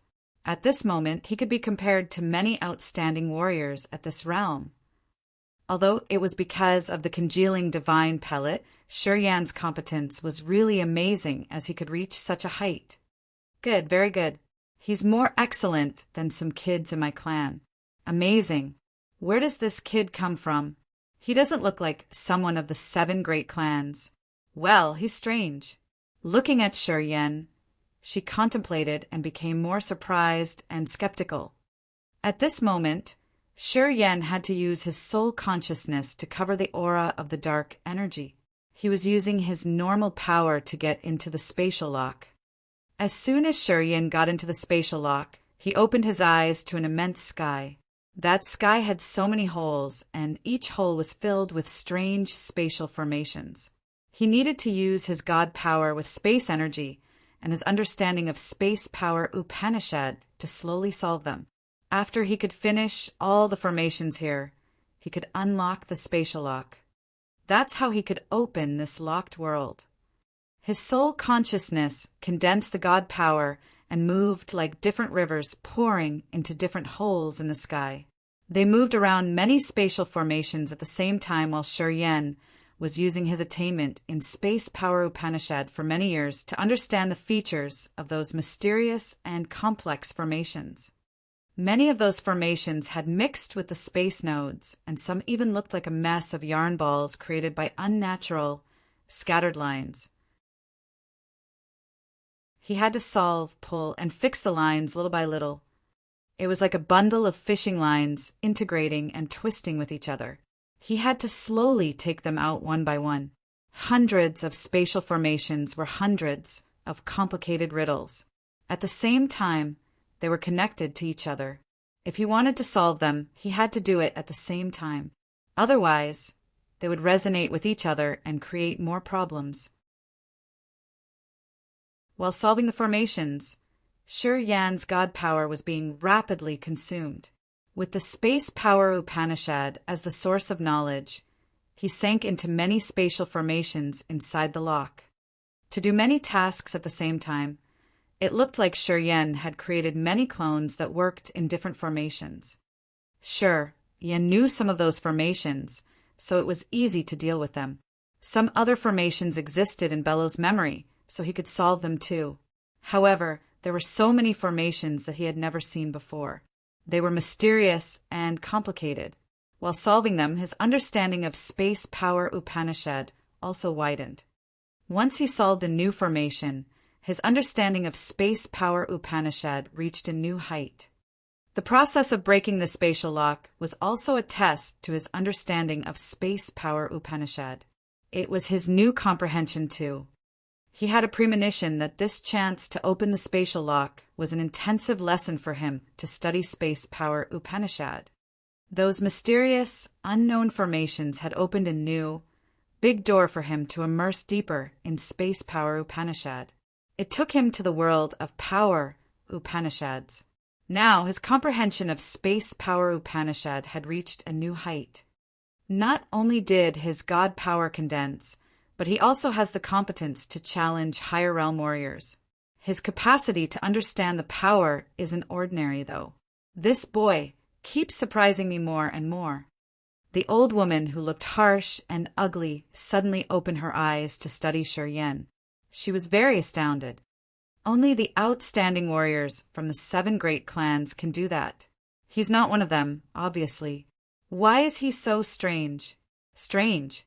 It's really strange. While thinking, she was moved. She looked at Audrey in pride. Which territory did you guys come from? Desolate territory, answered Audrey. Desolate territory. The old woman screamed in panic. It was the first time she changed her visage. Her senile body was shaken hard. Chapter 1374. Chapter 1374. The Life Soul Tree and the Upanishad Original Seal. Desolate territory is the territory created by Desolate, the absolute beginning creature. It was lost for so many years. Are you really from Desolate territory? The old woman was stern when she looked at Audrey. She sounded as if she was scared. Why are you here? Inside the cave. Shuryen held his breath and concentrated on condensing his god power. He gathered his spirit, chi, and soul into one beam and sent it to the spatial lock. He was using his magnificent will to break the marvelous spatial lock. We got lost. We came here accidentally. We don't know why we're here too. Also, we don't know the way home. Audrey answered. She didn't expect to see the strange reaction from the old woman. Pausing for a while, she turned to the old woman and asked with surprise, You look astounded when you hear about Desolate territory. My friends from the Heavenly Eye clan said that Desolate territory is isolated and remote. The language from that place is rare too. According to him, Desolate territory is very normal and weak compared to other territories. Why did you have a big reaction like that? She pouted and said with disdain, Heavenly Eye clan? This sort of bottom clan has no knowledge. Besides the experts of the 7 great clans, not many people know about Desolate territory. You don't know how you came here, and you don't know how to go back? It's really... She took a deep breath, her face stern. For many years, the members of the 7 great clans have not given up searching for desolate territory with Power Upanishad original seal. The Soul Clan and the Devouring Clan are the most active in this operation. It's because only the 7 great clans knew how important desolate territory is. Audrey was surprised. How important is it? She looked at Audrey, her eyes containing something deep. Desolate is one of the strongest absolute beginning creatures. In this vast universe, you can count the number of the absolute beginning creatures that still exist with your fingers. Most of them are dormant, but no one has the guts to provoke them. Desolate used to have a fierce reputation. The 7 great clans know that it's damaged severely and its body is divided now. They know that Desolate is in its weakest condition. Pausing for a while, she arranged her thoughts and spoke distantly. You know how important the wounded Desolate is to the territory ancestor level experts? If they can refine Desolate, the power of the territory ancestor level experts will increase massively. The expert at 3rd sky of Immortal Realm could get the dark energy to reach the territory ancestor level once they refine Desolate successfully.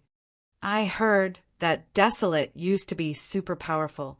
It was the rarest supreme existence among the other absolute beginning creatures. It has at least 2 absolute beginning divine weapons. When they refine Desolate, they can take their divine weapons too. It's a great, irresistible enticement to any expert of the 7 great clans. 2 absolute beginning divine weapons. Audrey was stunned. One is called the Life Soul Tree, and the other is the Upanishad original seal. They are magical objects evolved from divine weapons. The Life Soul Tree is very marvelous and unpredictable. It can derive new species from the tree with the deepest mystical abilities of the earth and heaven, which are the soul and life. The Upanishad original seal has countless power Upanishads in it. The one who can fuse that can comprehend the mysteries of so many power Upanishads. The Life Soul Tree is a giant ancient tree, and the Upanishad original seal is like a sea with strange power Upanishads. As you're from a race living in desolate territory, your race should be a new species that Desolate derived from the life structure of the Soul Clan and created using the Life Soul Tree and its supernatural power. Thus, your physique is similar to the Soul Clans.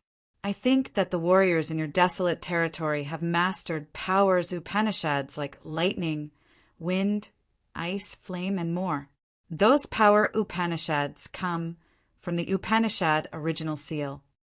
The old woman squinted. She eyed Audrey for a while and then slowly explained.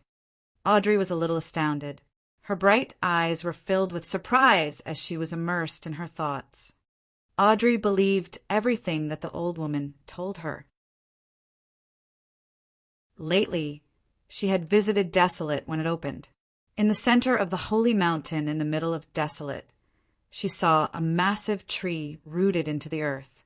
It was a very spectacular ancient tree, which had produced the Genesis fruit. That ancient tree was like Desolate's veins with magical, mysterious, vital functions. At that time, beholding the ancient tree had given her an extreme impression, and today she knew that it was called the Life Soul Tree and was a divine weapon from the absolute beginning era. The tree could create new races, and Imperial Dark Tribe was created using the Soul Clan, one of the 7 great clans, as the model. She also knew about the Upanishad original seal, as she was the master of the Heaven Flames and she had fused with God-blessed mainland. She could enter the fountainhead of power Upanishads freely, which was another divine weapon that the old woman had mentioned, the Upanishad original seal. The fountainhead of power Upanishads stayed right on Desolate. It was the source of all the power Upanishads and their principles. As it had fused with Desolate's soul, it had brought her and billions of creatures in desolate territory many power Upanishads to choose and learn. Desolate territory had many powers Upanishads, so the warriors there had more options. Today, through this old woman, it was the first time she learned more deep information about Desolate. Singh of the Soul Clan is a top warrior.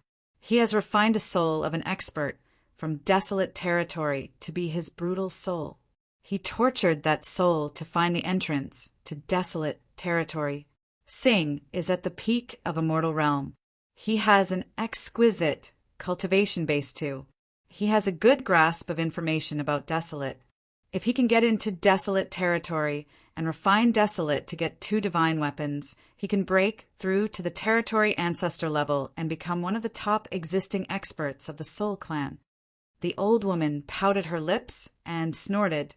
Too bad for him. That brutal soul is strange. Haze, soul, seal merged with his memories. Once his memories are gone because of the soul extracting method, his soul will explode to death. Singh can't force that soul to give information about the location of desolate territory's entrance without hurting it, but the territory ancestor level expert in his clan can. However, Singh doesn't want to share desolate's marvel with anybody else, so he has concealed it. He wants to enjoy all things harvested from desolate. What's the name of the soul that Singh has used to create his own brutal soul? Audrey asked hastily. Ming Hong something. He doesn't have a body anymore. He has just a soul form. While we fought against Singh, he had released brutal souls to attack us. Although Ming Hong couldn't act freely, he still has his consciousness. He disclosed the secrets to us with the hope that we could save him. Unfortunately, the old woman sighed, her face dispirited when she looking at the spatial lock. It seemed like the lock was keeping something very important to her, which made her worried a lot. That Ming Hong is a precursor of my tribe, said Audrey all of a sudden. The old woman was bewildered. Then she smiled oddly. Oh well, you don't know the way home. Ming Hong knows, but he won't open his mouth. Yeah, I have advice for you. No matter what, do not use desolate territories language to communicate anymore. Otherwise, when the Soul Clan finds you guys, this cute little couple will perish. Audrey's face reddened, but she didn't explain anything. Madam, if you fight against Singh, could you kill him? Kill him? The old woman shook her head bitterly. Because we lost, we have to hide. We're afraid of the Soul Clan. I don't know Dragon Lizard's opinion about this. However, I know that he has a good relationship with Singh. As we are in his Dragon Lizard star, we must be very careful. Audrey could confirm that this old woman wasn't an ordinary expert. She said that only members of the 7 great clans know about Desolate's marvel. She knew it too. Also, as she used to attack Singh, she was definitely a member of the 7 great clans. Because of her defeat and something else, she had to conceal her identity. While they were talking, Shi Yen sat still. The energy from him had all been sent to the spatial lock. Now the spatial lock emitted magnificent halos and illuminated the entire cave. The old woman cheerfully looked at the Upanishad original seal with great hope and mumbled, "Excellent kid! Really powerful. It seems like the old man can escape this time." The old man? Your partner is confined inside the lock? Asked Audrey. The old woman gave a forced smile and admitted, "We joined hands to attack Singh. To wound Singh, he was fatally injured. The spatial lock has a magical effect. If you stay inside the lock, your broken soul power won't scatter. The space inside the lock will reserve it. When he can stabilize his situation, he can gather his broken but not dispersed energy to recover quickly." She sighed and continued, "But when I used the lock to protect him, Singh attacked me. The key was smashed. My man is trapped inside the lock. I think he must have recovered already, but he can't break the confining space to get out. If the space inside the lock is broken, he will perish too. We can slowly open this lock from the outside, but I don't cultivate space power Upanishad, so—" Audrey understood it now. If her partner hadn't been locked, she wouldn't have taken risks to come to Dragon Lizard Star.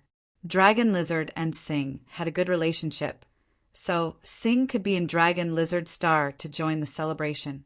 Thus, she had to disguise herself and go to the third-class zones by using the fantasy boundary stones to attract the warriors with space power Upanishad. She hoped that someone could unlock the spatial lock to let her partner out. It was the reason why she had to take Shiryen inside the cave and create more than 10 layers of barriers. She was also very generous to give Shiryen the congealing divine pellet to help him open the lock. Apparently, she wasn't an ordinary expert. Her realm was profound, and she was obviously rich, as she had promised them a big payment. Crack, crack, crack. Right at this moment, the spatial lock made cracking sounds, and the fine space patterns on the lock's surface slowly exploded. Abruptly, the strong light beams bloomed. A magical space door slowly materialized. A tall figure walked out of the door. As soon as he emerged from the cave, he yelled, "Yin, what the heck are you playing? Why did it take you such a long time to release me? Oh, sh*t. That mother ***sing didn't kill me, but you almost choked me to death." He was a slender man with high spirits and a shining bald head. He was gorgeously dressed in brocade robes with many seal characters and ancient marks. After yelling, he looked at the old woman and screamed, "How come you've turned into this?" The old woman sighed. Her body shook, and she turned into an elegant woman around 40 years old. She still looked graceful indeed. As the old man was yelling, she was a little embarrassed. Sing, smash the key of this spatial lock. I found a boy cultivating space power, Upanishad, to unlock it for you.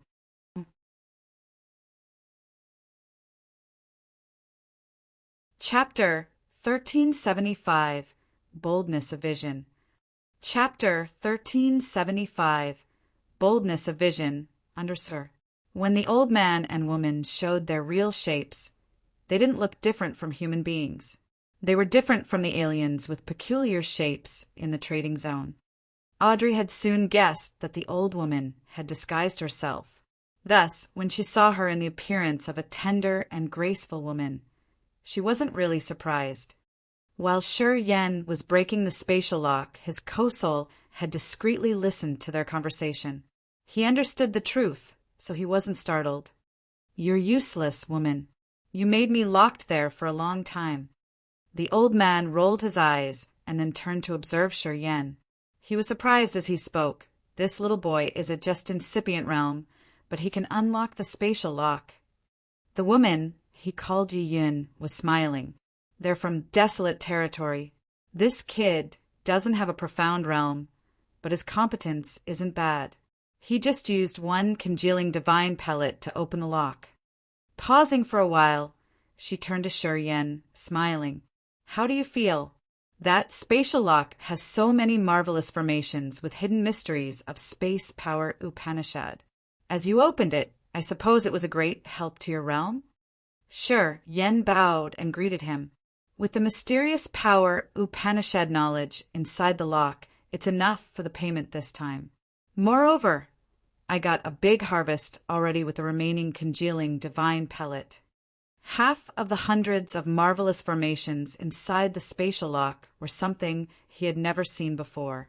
His unlocking process was some sort of new cognition to this power Upanishad.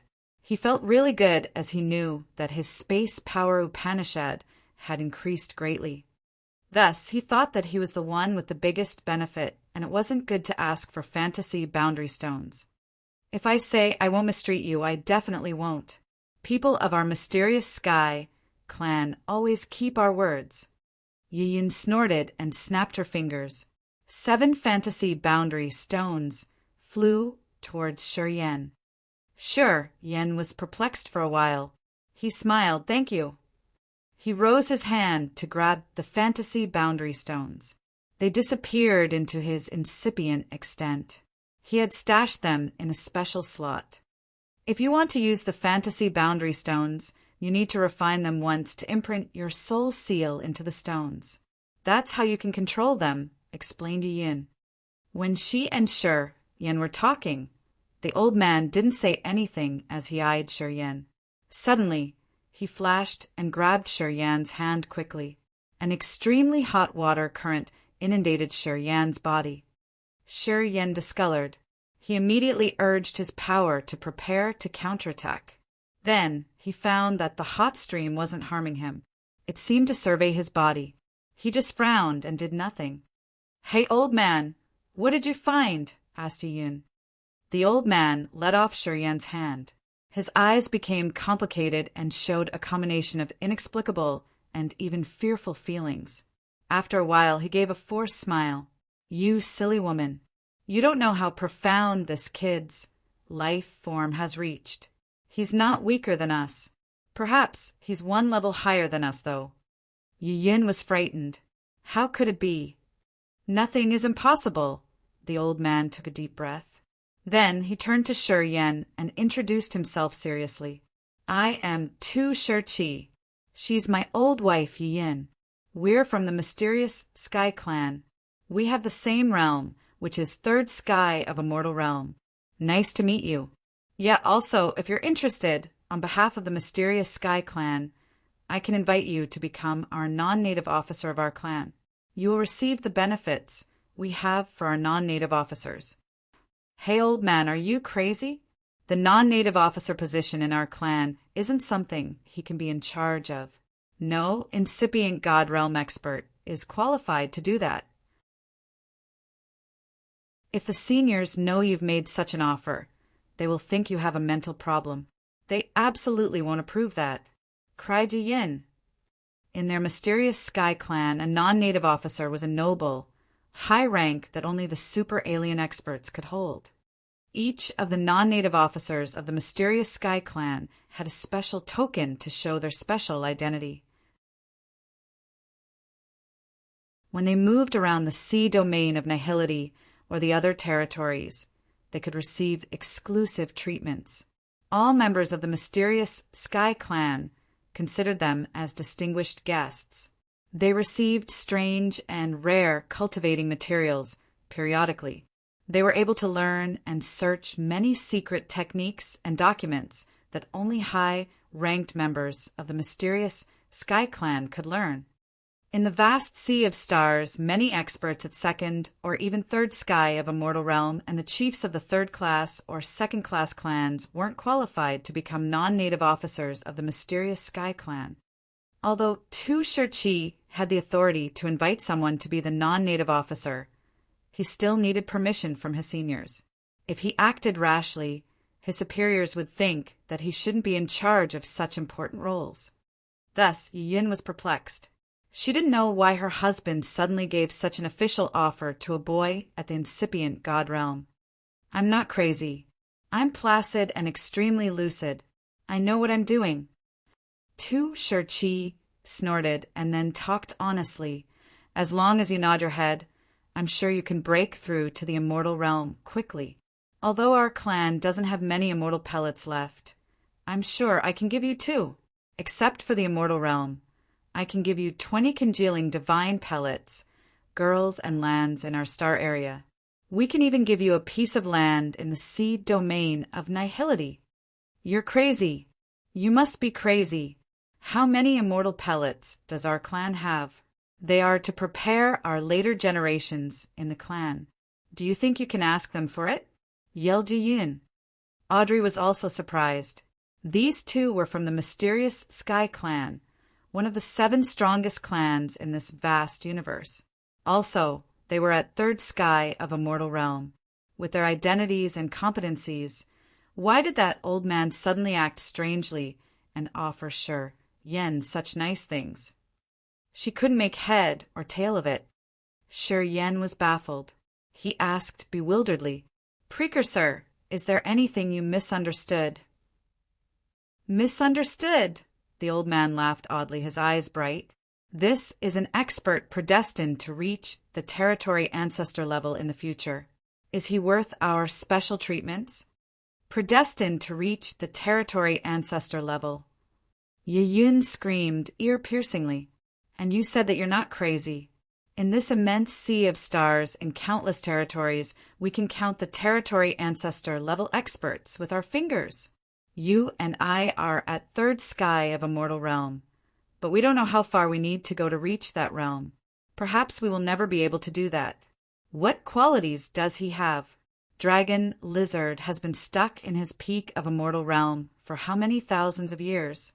He doesn't have a chance to break through. This boy is predestined to enter the territory ancestor level? If he learned and controlled dark energy, Dragon Lizard should have broken through already. The toughest challenge to enter the territory ancestor level is to control dark energy. Tu Shirchi wore a stern face as he shouted in a low-pitched voice. He has dark energy. Listening to him, Yin shut her mouth. Her face was fearful when she looked at Shiryan. Tu Shirchi opened his mouth wide and laughed. This young fella is tender. He hasn't reached his maximum potential yet. Otherwise, I couldn't have found him. Your life form is already marvelous. And you know dark energy. As long as you could master combining complicated power Upanishads, an immortal pellet is enough to help you advance one step. Precursor, you have keen eyes, Shiryan was convinced. What he admired were Tu Shirchi's keen vision and imposing manner. As soon as he found Shiryan's mysterious features, he didn't hesitate to offer many excellent benefits like the non-native officer position, 2 immortal pellets, dozens of congealing divine pellets, beautiful ladies, and their lands in the sea domain of nihility. This old man was fiercely resolute indeed. How could it be? How come? He's at incipient God realm. How could he learn the dark energy? It's unfair. Yin muttered. She trusted her husband. Now, she finally knew why Tu Shirchi suddenly acted so crazily. A non-native officer who was predestined to enter the territory ancestor level was enough for her clan to pay such a big price. She immediately recognized her husband's boldness. What do you think? Tu Shirchi eyed Shiryan. Right now, I can't accept anything. Give me time to think about it. Anyway, I'm sure I can agree with you one thing. If I want to choose any side among the 7 great clans, I will definitely choose the mysterious Sky Clan.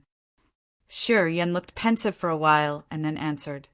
He was afraid that if he didn't give them a satisfying answer, Tu Shirchi would cruelly destroy him and Audrey.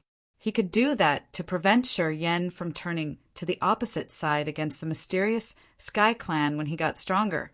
If that happened, what they got wouldn't make up for what they'd lost. You're cautious enough, but we're not the sort of people you think we are. No matter what, you saved me. Even if you don't accept my proposal, I won't harm you. Tu Shirchi laughed and patted Shiryan's shoulder. You're a marvelous kid. I know it's really good for our mysterious Sky Clan to be friends with you. Anyway, the Soul Clan likes extreme deeds, but not us. It's our reputation. You'll get it later. Shiryan smiled and didn't say more. Yin, what did you plan to pay him? Tu Shirchi turned around and asked. A set of armor our clan fabricated. No need, he shook his head. The rigid body of this kid is beyond your imagination. The armor can't help him much. Oh, right. They're new here, so they don't know the sea domain of nihility yet. So. A bunch of silver beams bloomed from his sleeve. A brilliant compass emerged. He gave the compass to Shiryan and said, It's our clan's heavenly fantasy star compass. It's a great compass to use in the sea domain of nihility with many landmarks.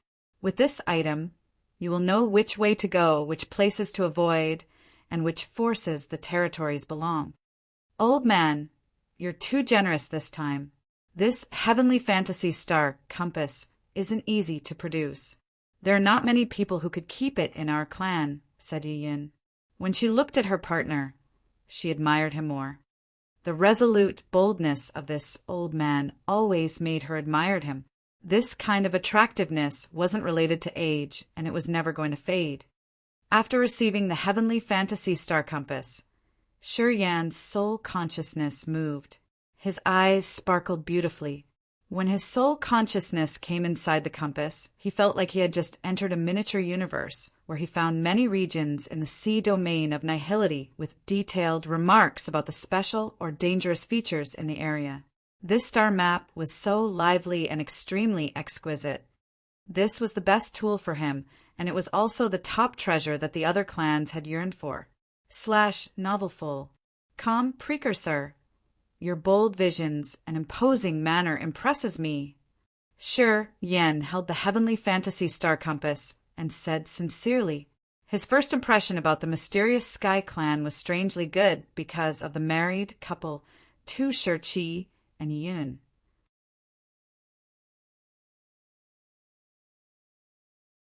Chapter 1376. Reflected Glory. 1376. Reflected Glory. Undersir. The fantasy boundary stones, the congealing divine pellets, and the heavenly fantasy star compass were very extraordinary. A warrior cultivating space power Upanishad, like him, could create a small world to imprison his enemies after finding the fantasy boundary stone. He could even detonate it to kill or wound his enemies. The fantasy boundary stones were really useful. If he used it smoothly, he could even kill the immortal realm expert. The congealing divine pellets could restore his power instantly. He just needed to swallow one pellet to get abundant god energy. It was also an excellent tool in fighting. Of course, the most precious item was the heavenly fantasy star compass that the mysterious Sky Clan had produced. The group of stars in the compass represented the vast galaxies in the real world. With this compass, he finally knew which direction to go. He wasn't going to get lost anymore. Moreover, the heavenly fantasy star compass had detailed remarks and descriptions of each of the special areas. For example, the heavenly fantasy star compass had a paragraph written in the popular language to describe his current location. Dragon Lizard Clan's territory. This clan is a second-class race. Leader Dragon Lizard is the second generation of lizard, the absolute beginning creature at the peak of a mortal realm. He just needs to understand dark energy to break through to the territory ancestor level. Dragon Lizard has a good relationship with Sing of the Soul Clan, but the real situation was unknown. The mysterious Sky Clan had similar descriptions for every area. When Shi Yan and Audrey traveled in the sea domain of nihility, they could know the general situation of others and the features of special areas to dodge dangers. With this compass, they could find safe routes. The value of these exclusive records of the mysterious Sky Clan couldn't be measured. To create a good relationship with Shi Yan, Tu Shi had gifted him the heavenly fantasy star compass. Shi Yan admired his boldness and wisdom a lot. Thus, his impression of the mysterious Sky Clan was extraordinarily good. Precursors. There's something we hope you could pay attention to. Audrey arched her brows. As the situation was right, she tried to talk to them. The brutal soul called Minghong that Sing has refined is a precursor for my tribe. He knows the entrance to our desolate territory. If you can kill Sing, then... She turned to look at Shi Yan because she understood that Shi Yan's words were heavier than hers. Shi Yan was startled, but he reacted timely. He said sternly, "What my wife is talking about is also what I want to say. Minghong is an expert from desolate territory. He knows the entrance to the territory and we're lost. We don't know how to get back there. Through Minghong, perhaps we can find the way home." Ya Yun had considered Audrey and Shi Yan a married couple right from the beginning. If he didn't clarify his relationship with Audrey, these two old people weren't going to take Audrey's word seriously. Audrey had only first sky of incipient god realm, and she didn't have dark energy. To the mysterious Sky Clan, Audrey wasn't special, and she couldn't draw their attention. As long as he associated Audrey with him, they would notice Audrey. Audrey was a smart woman. She knew that Shi Yan called her his wife just to make her earn respect from others. However, she had never been treated like that. For the time being, she felt anxious and annoyed, but her face was still calm and natural. She didn't clarify their relationship and just calmly accepted as if it was true. Indeed, Tu Shih-chi, who didn't bat his eyes at her, was startled when Shi Yen called her his wife. He smiled until his eyes squinted. Your power Upanishad is similar to the Soul Clan. You need powerful souls to increase your power. All right, I happen to have some good souls. Take them as my welcoming gift. A lush green ball flew out of Tu Shih-chi's sleeve. The wisps of soul twirled inside the ball. They could even hear the distant screams of the soul. The ball flew one round and then fell on Audrey. Audrey was shocked. She was baffled as she looked at the green ball. She cried, 5 souls at incipient god realm.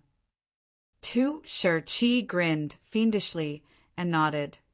2 first sky, 2 second sky, and 1/3 sky of incipient realm. Yeah, they are all members of the Soul Clan. Their souls are famous for being tough in the galaxy. I can't erase their soul consciousness. When I have free time, I torture them for fun. If you can extract their soul consciousness, it will benefit your realm greatly. The mysterious Sky Clan and the Soul Clan didn't get along well. Sure, Yen got that from the fact that Tu Shih-chi and his wife had attacked Sing. As Tu Shih-chi was at 3rd sky of Immortal Realm, it was easy for him to kill incipient God Realm experts of the Soul Clan. Tormenting them in his free time was also a way to vent out his rage. Sure, Yen concentrated on sensing for a while, his face respectful. This gift of yours is really heavy.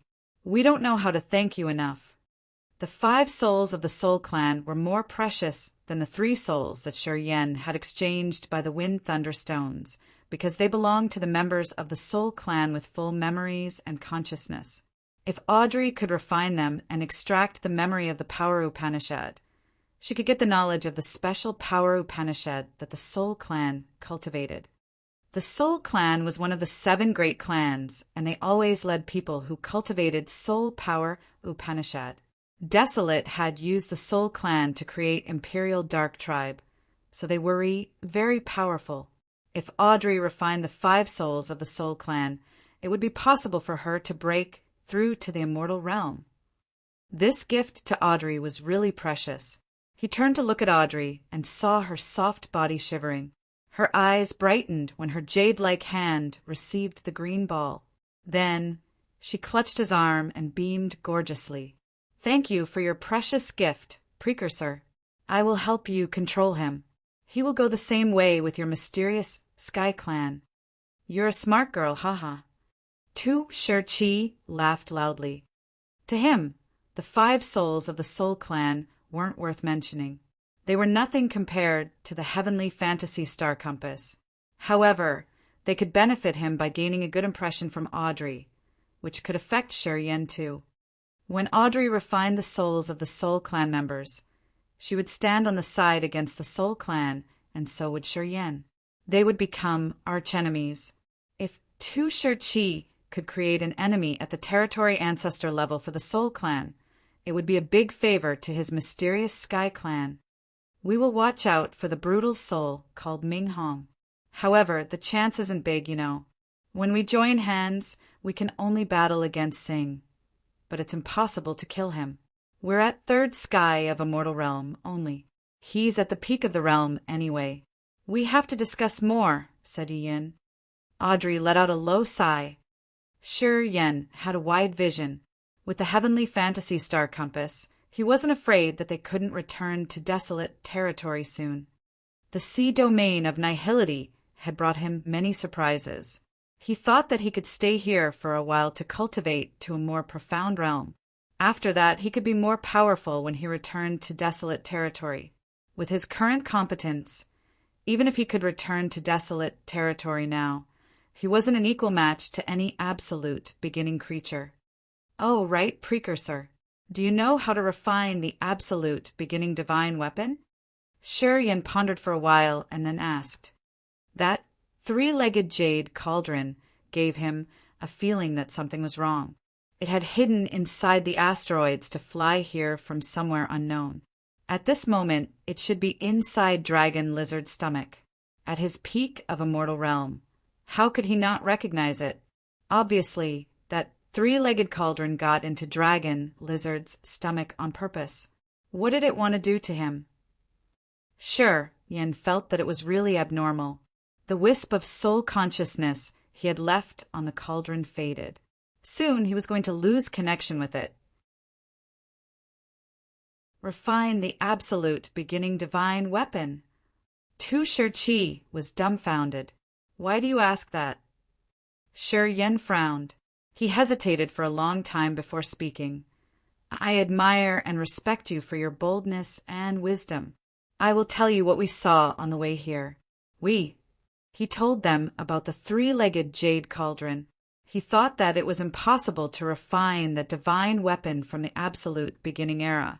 As Dragon Lizard had swallowed it, he couldn't take it out or enter Dragon Lizard's body to refine it. He would rather know the profile of the divine weapon than refine it. After Shi Yin had finished, Tu Shih and Yi Yin were speechless for a long time. Their faces were aghast. Novelful. Calm after a long time, Yi Yin took a deep breath. It seems like the Soul Clan isn't nice to Dragon Lizard anymore. They have schemed against him. If Dragon Lizard doesn't show his viewpoint, he will be finished. Tu Shih looked pensive. Seeing Shi Yin not get the idea, he said, If I'm not wrong, that massive cauldron is a marvelous treasure of a territory ancestor-level expert of the Soul Clan. Sing borrowed it to deal with Dragon Lizard. It hid inside the asteroid to get into Dragon Lizard's stomach. Once Dragon Lizard doesn't want to follow them, that jade cauldron will suck his soul and increase its power. Dragon Lizard doesn't know this, I guess. Yi Yin's eyes brightened. Hey, old man, we got this kid's reflected glory to know this. If we tell Dragon Lizard about this now, will it make him join hands with us to deal with Sing? It's possible. Tu Shih was shaken. If we can persuade Dragon Lizard to join us and deal with Sing, and if we prepare well our ambush, it's a big chance to kill Sing. Ming Hong of your desolate territory will be freed too. Yi Yin was excited as she rubbed her fists. If Sing dies, it will be a hard punch to the Soul Clan's face.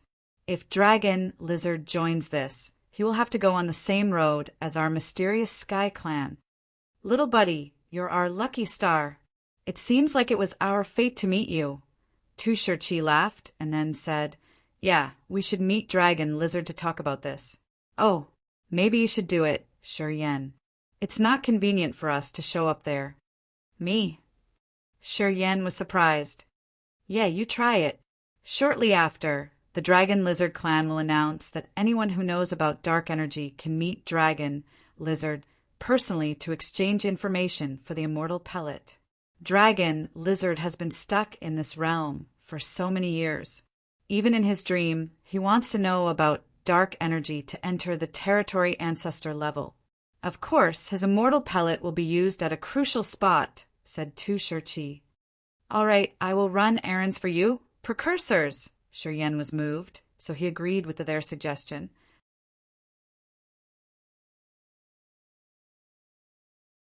Chapter 1377 Lost. Chapter 1377 Lost. _18+. Tu Shih and Yi Yin couldn't expose themselves before Dragon Lizard knew the dark scheme of the Soul Clan because of their special identities. Once they showed themselves, the Soul Clan would attack them, and the Dragon Lizard clan could join that attack too. Anyway, on the surface, people knew that the Dragon Lizard clan and the Soul Clan had a good relationship, and so did Dragon Lizard and Sing. Before they tore their masks and revealed themselves to the Soul Clan, they would stay with them to deal with Tu Shih and Yi Yin. Because of this, Yi Yin had to conceal her identity and power and stay in the third-class zone. If they showed themselves before they could see Dragon Lizard, the members of the Dragon Lizard clan could possibly sell them out to the Soul Clan. Thus, Shi Yin had to work on it. He would contact Dragon Lizard and tell him about the Soul Clan's dark move, which would make Dragon Lizard hate Sing. Then, they could carry out the next step. Because the delegations that were supposed to visit Dragon Lizard Star this time hadn't fully come. the Dragon Lizard clan, hadn't held the festival yet. Also, they hadn't announced the requirement to exchange for immortal pellets. Tu Shih-Chi and Yin decided to stay in their cave and wait for Shi-Yan's good news. Shi-Yan and Audrey had left for a long time, so they didn't know the situation of the Heavenly Eye clan. They told Tu Shih-Chi and Yin the location of their cave and then bid farewell. They returned to the cave where the Heavenly Eye clan lodged, but Evelyn's, Adam's, and Misha hadn't come back yet. Without thinking a lot, they rested in the stone rooms and prepared to check their harvest while waiting for the other three. The stone room was pretty simple. Its walls didn't have any patterns or decorations. It had only a stone table, some stools, and a stone bed with a cattail hassock cushion. The ones cultivating martial arts didn't really notice the matters of the mortal world. At the same time, the Dragon Lizard clan was famous for their wild style. Of course, they wouldn't offer many luxury treatments to the others. Anyway, the Dragon Lizard clan had to treat the Soul clan and the Water tribe with more care. Audrey sat down cross-legged on the stone bed, her eyes sparkling as she smiled. Sure, Yen stood by the stone table. A fantasy boundary stone fell on the table. He released his soul consciousness and sent it into the fantasy boundary stone to imprint his soul seal. That way, he could control the fantasy boundary stone as he pleased. He had to treat the 7 fantasy boundary stones that way. Later on, he could use the soul seal to control them. After Yen had imprinted his soul seal, when he sent a wisp of his god power into the fantasy boundary stone, it glowed and ballooned like a hot air balloon. Shortly after, a small world was created. He grinned and nodded, but didn't pump more god power. He liked those fantasy boundary stones, and they were actually very suitable for him. Suddenly, Audrey's beautiful eyes sparkled strangely. She thinned her lips as she said gently, "Thank you." Sure, Yen lifted his head to look at her with a smile. After Audrey had returned to the cave, she had showered and changed into a silver silk dress. Her long hair, draped around her porcelain shoulder, was still wet. The stone chamber was filled with her sweet after-shower aroma. A bead of water rolled on her jade-like cheek, and her eyes were like the cold moon. People who didn't know her saw her as a cold, distant, and arrogant woman, and she actually treated them that way. However, at this moment, she looked calm and a little shy. She stooped, gritted her teeth, and then muttered, "Today, your strength and glory gave me a big harvest. It's really helpful to my cultivation base and realm. I'm very thankful." The cave was quiet, so even though her voice was low, it still echoed clearly. Putting aside the fantasy boundary stone, Shi-Yan grinned and looked with ease and natural poise. It's somehow our fate when we were delivered to this sea domain of nihility. Only you and I are from the same territory in this place. We know each other, so we should take care of each other. You're thankful. How do you want to thank me? He just teased her a little bit to get rid of her lesser feelings. After they had got to the sea domain of nihility, the proud woman of Imperial Dark Tribe had gradually recognized the truth. She finally knew that the 4 great creatures in desolate territory were nothing here. She knew that it would be a difficult struggle to survive with her incipient god realm in the sea domain of nihility. In this place, she had to depend on Shi-Yan completely. It was devastating to her pride. It was the first time she felt lesser. Although she concealed it well, Shi-Yan was sensitive enough to realize it. "How do you want me to thank you?" The beauty lowered her head, her picturesque brows shivering. She was so anxious. "Kiss me," Shi-Yan grinned. A silver light crossed the room. The charming aroma stormed into his nostrils as he hadn't reacted, and a soft, fragrant body leaned against his body. A tinge of a soul-taking feeling appeared on his left cheek. Then he heard the beauty murmur, "Are you delighted now?" Shi-Yan was dumbstruck as he looked at the glamour coming to him. She was wearing a silver silk dress, which shrouded her dazzling, graceful body. Her slender thighs and shoulders were like white jade. She was a little shorter than him, so when he stooped, he could see a mesmerizing, deep valley in her chest. At this moment, Audrey wasn't as cold and arrogant as she usually was. Her neck reddened. She closed her eyes and didn't dare to look at him. Her pretty long eyelashes batted and showed her extreme anticipation. Obviously, she was really naive. This sudden kiss had consumed all of her courage. Now, she felt so awkward that she didn't know what to do next. Audrey's charm at this moment made sure Yin gone wild. His eyes became hot like a surging, boiling sea. The loneliness while staying in the sea domain of nihility, the pressure from the 7 great clans, the unknown, misty future, all blended together now. Halting for a few seconds, Shi Yan's breathing became short. He abruptly pulled the beautiful woman onto his chest and began to nibble at her white neck. He placed his hands on her magnificent, slender thighs, lingering and wandering between her rear end and the mysterious land between her thighs. The beauty blushed, her body shivering as if she got electrocuted. Her lips slid out murmuring sounds as if she was dreaming. She became so feeble and helpless in his embrace and was completely lost. That year, after she had gotten home from Desolate, her inner lake often reflected a hunky, strong figure. Thus, she had carefully investigated that man. She didn't even know why she wanted to do that. She just wanted to know his past, his whereabouts, and what he had experienced. She knew he had a lusty head. At that time, she was outraged she didn't know why. The stories about that man were spreading in her tribe. On Tsunami Star, she had witnessed the battle between him and Haig. Seeing the most dazzling member of the young generation of the God clan fall and that man rise, the shadow in her heart was carved even deeper. There was something that had intruded her inner sea and stayed there so persistently that she could never wash it away. In her eyes, only one man in the vast, desolate territory had touched her heart. It was too bad that he was an excessively loose guy. Her innermost feelings conflicted. She had forced herself not to think about him a lot and just let it go. Until they came to the sea domain of nihility, where everything was so strange, deadly, and dangerous to them. She had only him at her side. She had no more acquaintances from the desolate territory in this area. There was no restriction from her mother, her tribal members, and eyesore ladies around him. In this place, she could relax her innermost feelings and let herself immerse in it. Sure, Yin held her tight. His wide mouth slid from her exquisite neck to the deep valley on her chest.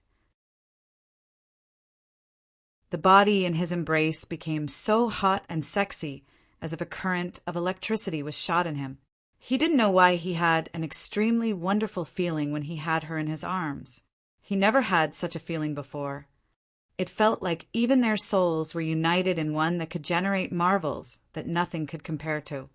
His hands unceasingly explored her plump, porcelain body under the silk dress. His breathing was short and loud like a beast's. Slowly, he felt like he couldn't control himself anymore.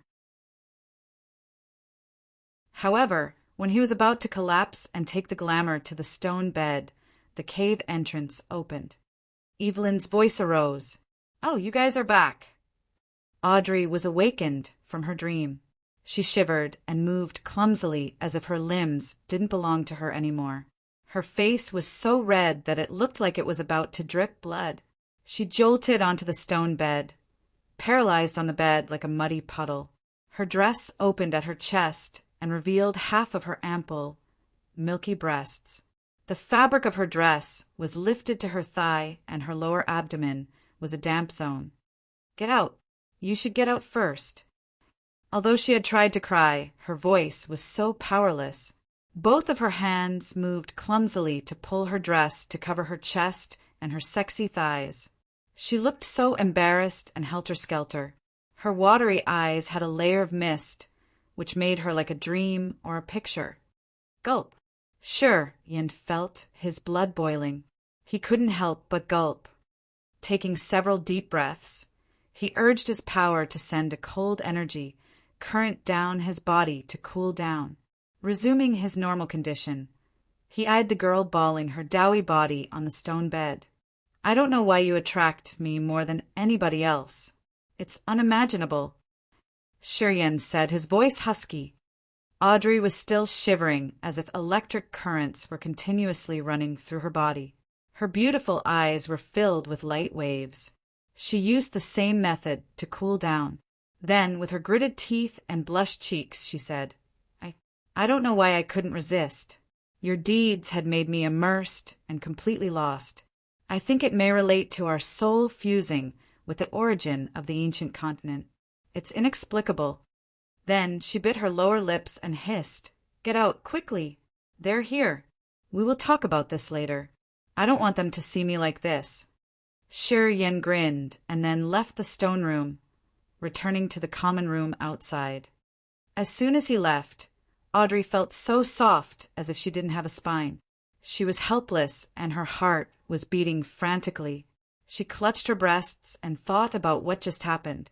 An unknown flame rose inside her once again. Is this what a relationship between a man and a woman is like? It's really strange. It makes people lose their control. Mesmerizing lights moved in her eyes. She had so many thoughts crossing her mind. She just sat there for a long time as if she had sunk into illusions that she couldn't escape.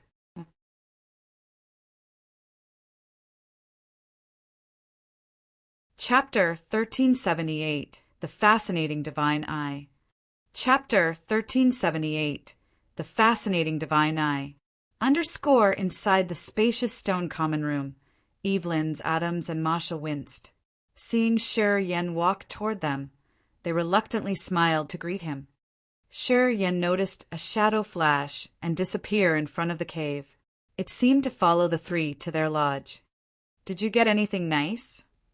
Masha sat at the table and poured herself a cup of water. She finished it in one gulp and then asked Shiryen. Yeah, we got something, smiled Shiryen. Right when he finished, he was startled when he looked at the cave entrance. A member of the Dragon Lizard clan at Second Sky of Incipient God Realm appeared by their door and called, Can I come in? The members of the Heavenly Eye clan looked tense. They urged their god power, their faces grave. Come in, Evelyn spoke cautiously and winked at Shiryen to make him more cautious. That Dragon Lizard clansman was around 3 meters tall. He looked like a rock with a lot of muscles.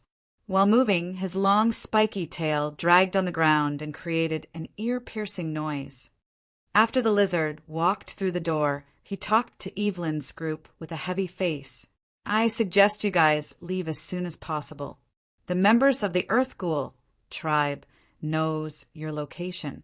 I'm afraid they will act against your will.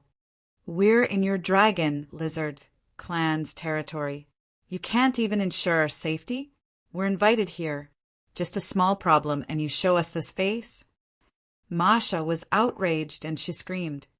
Sure, Yen didn't say anything. He didn't know what had happened, so he turned to ask Evelyn's. Oh, we also have some items to trade. While we were in a bustling area, a member of the Earth Ghoul tribe was interested in one of the items, but he didn't have the materials we wanted. He forced us to trade with something we didn't want. So we quarreled, explained Evelyn's. Earth Ghoul tribe. Shiryen frowned. After he had received the Heavenly Fantasy Star Compass from Tu Shirchi, he had taken a look at the surrounding areas. The Heavenly Fantasy Star Compass had a record about this tribe. He knew that Earth Ghoul tribe controlled the area closest to the Dragon Lizard clan. In this vast sea of stars, the Earth Ghoul tribe was a second-class clan. The forefather of the tribe was at Third Sky of Immortal Realm. Although he wasn't as powerful as Dragon Lizard, he was famous in the surrounding areas. The most important information about this tribe was that Earth Ghoul tribe was the Soul clan's loyal watchdog. The ancestor of Earth Ghoul tribe used to be a servant of a strong expert at the territory ancestor level in Soul clan. His master had bestowed him the power Upanishad, which he had cultivated to Third Sky of Immortal Realm. When he returned to Earth Ghoul tribe, he called himself their forefather. Thus, Earth Ghoul tribe stuck to the Soul Clan. Rumors said that Earth Ghoul tribe's ancestor had returned to his tribe because he was assigned to watch over the Dragon Lizard clan, which was next to their tribe. His mission was to persuade Dragon Lizard to unite with the Soul Clan. The Heavenly Eye clan was just a small, third-class race. It wasn't as strong as Earth Ghoul tribe, and it didn't have a strong foundation. If they had a dispute with Earth Ghoul tribe members, they wouldn't get any support. After that Earth Ghoul tribe clansman left the scene, he immediately went to another area. I think he must have reported to the experts in his clan. Earth Ghoul tribe and the Soul Clan have a close relationship. This time, Commander Singh of the Soul Clan is here too. It's really hard for us, you know. You guys exchange the fascinating divine eye to him, or you better leave now. Otherwise, I'm not sure if our Dragon Lizard clan can protect you. The guard of the Dragon Lizard clan reluctantly talked them out of it and then left hastily. He told them to consider the matter carefully. The fascinating divine eye? What's that? Shi Yan frowned. Why does that Earth Ghoul find her eye interesting? This eye, an eye emerged on Masha's palm. The eye was a rhombus, pink crystal, which was so beautiful and full of sparkling energy that could enchant people. It's the third eye of a precursor in our clan. After she passed away, we kept her eye. This eye can fascinate people and make them tell secrets they hide in the bottom of their hearts. That man said that he wanted to give this eye to the commander of the Soul Clan. He knows that it's very useful, so he forced us to trade the eye to him. Crack! Audrey's closed door sprang open. She had resumed her cold, arrogant, and indifferent face. She had changed into a pure white dress. She emerged from the door and screamed. That Earth Ghoul warrior wants to offer the fascinating divine eye to Sing So Sing can use it to deal with Ming Hong from my clan. I'm sure they will do that. Shi Yan understood her idea. He complimented Audrey for her quick thinking that could connect the events together. Sing had made Ming Hong the brutal soul. However, since Ming Hong also cultivated soul power Upanishad, he had a special method to protect his memories. If he was attacked by the soul extracting technique, his soul would self-destruct. Sing wouldn't get anything from him then. Of course, there was still a flaw in Ming Hong's plan. As long as Sing handed Ming Hong to the territory ancestor expert of the Soul Clan at his supernatural realm, he could extract Ming Hong's memories without hurting his soul. However, because Sing wanted to get the mysteries of desolate territory for himself and use desolate to reach the territory ancestor level, he concealed this. He had to think about how to do it alone. The fascinating divine eye of the Heavenly Eye clan was magical. It was a soul-enchanting weapon that could hypnotize the soul. Perhaps the fascinating divine eye could be the key to deal with Ming Hong. That Earth Ghoul member followed Sing. Thus, when he found the eye, he was so thrilled that he wanted to force the others to sell it to him. A lot of thoughts crossed Shi Yan's head. He understood this somehow subtle situation. What cultivation base does that Earth Ghoul expert have? If he can take more reinforcements, what would their realms be? That Earth Ghoul member is at third sky of incipient god realm, so it's not really high. Thus, he's just qualified to do trading in our zone. Anyway, Earth Ghoul tribe doesn't have only him on Dragon Lizard Star.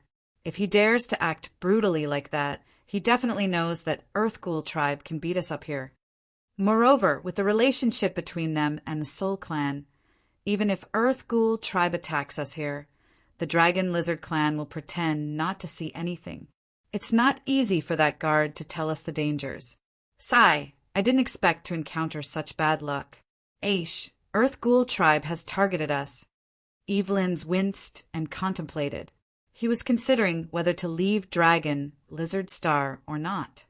Shi Yan, we can ask, whispered Audrey. Because it was related to Ming Hong and desolate territory, she was very anxious. Immediately, she thought about seeking help from Tu Shirchi and Yi Yun of the mysterious Sky Clan. She thought, that if the others helped them, it would be easy to destroy the people of Earth Ghoul tribe. Shiryan pulled a stern face. He knew it was crucial. If Singh found the location of the entrance to desolate territory, the Soul Clan would invade them immediately. They would never have a quiet moment. Even if Singh failed, more experts of the Soul Clan would come. When one fell, the next was going to come. Because Desolate was divided into pieces due to its terrible wounds, and because it controlled 2 divine weapons from the Absolute beginning era, the territory ancestor experts of the Soul Clan weren't going to let it slip away when they knew it. Also, since Hui had awakened, Shiryan didn't know what was going on in Desolate territory. If the Soul Clan came, billions of lives dwelling in desolate territory were going to be eliminated. "Can the fascinating divine I trick the immortal realm experts?" asked Shiryan suddenly. "Yes," Evelyn's and Adams nodded and said in unison. "At least we can endure it. If we are fascinated, we can't resist for a long time." "Try me," Shiryan talked to Masha. Masha hesitated for a while and then said, "You have to gaze at this eye. I will send my soul energy. You can't move your eyes away from it." "Okay." Masha held the crystal pink, fascinating divine eye close to Shiryan's eyes and then urged her soul energy. The eye then emitted a charming pink halo. It looked like a dreamy, beautiful picture that was unveiled. Yen was guided directly into that picture. Yen was lost immediately, just like when he had immersed in Audrey's beauty. He didn't wake up, his breathing short and heavy. Gradually, his eyes didn't look lucid anymore. It seemed like he had immersed in a romantic dream, and he didn't want to get up or come back to reality. Audrey looked uneasy. At this moment, Yen appeared exactly like when they had just shared the passionate moment together, especially his moves. He looked lustful, as if he had a girl with him, and his hands were stroking her. Audrey turned awkward and annoyed. "Enough," she hissed. Masha covered the light from the divine eye. Then, Yen woke up from his dream. He shot Audrey a hot, keen look. Audrey blushed and glared at him furiously. "You said that." Yen was bewildered. He pulled himself together and admired the excellent eye. "We will not let Earth Ghoul tribe get this eye. Absolutely not. Ming Hong has only his soul left. Even if his realm is higher, I'm afraid that he can't resist for a long time with only the soul form. We must be ready to counter the enemies. If Earth Ghoul tribe comes here, they must be sure of something. I think we can't counter them," Masha said bitterly. "It's okay. Just let them come here." Yen took a deep breath, his face stern and cold. "If they dare to come, I have a plan to kill all of them unless they've reached third sky of a mortal realm. However, if they got experts at such a level, we still have a strong backup.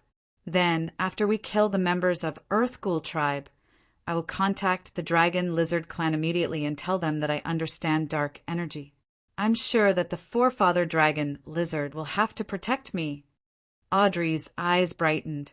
"What do you want to do?" Yen looked at the stone room and said, "The fantasy boundary stone. If we know their motivation, we can set up a trap. They will step into our trap. Can the fantasy boundary stone kill second sky of immortal realm experts?" Audrey was surprised. "I'm not sure. However, it's not a problem if we just wound them. We can try." "Okay then. We're going to wait for the members of Earth Ghoul tribe to come and provoke us. After that, we will teach them a bloody lesson." You're tuning in to the Thunder Spear YouTube channel. Don't forget to subscribe and join us on this journey to catch the most captivating stories.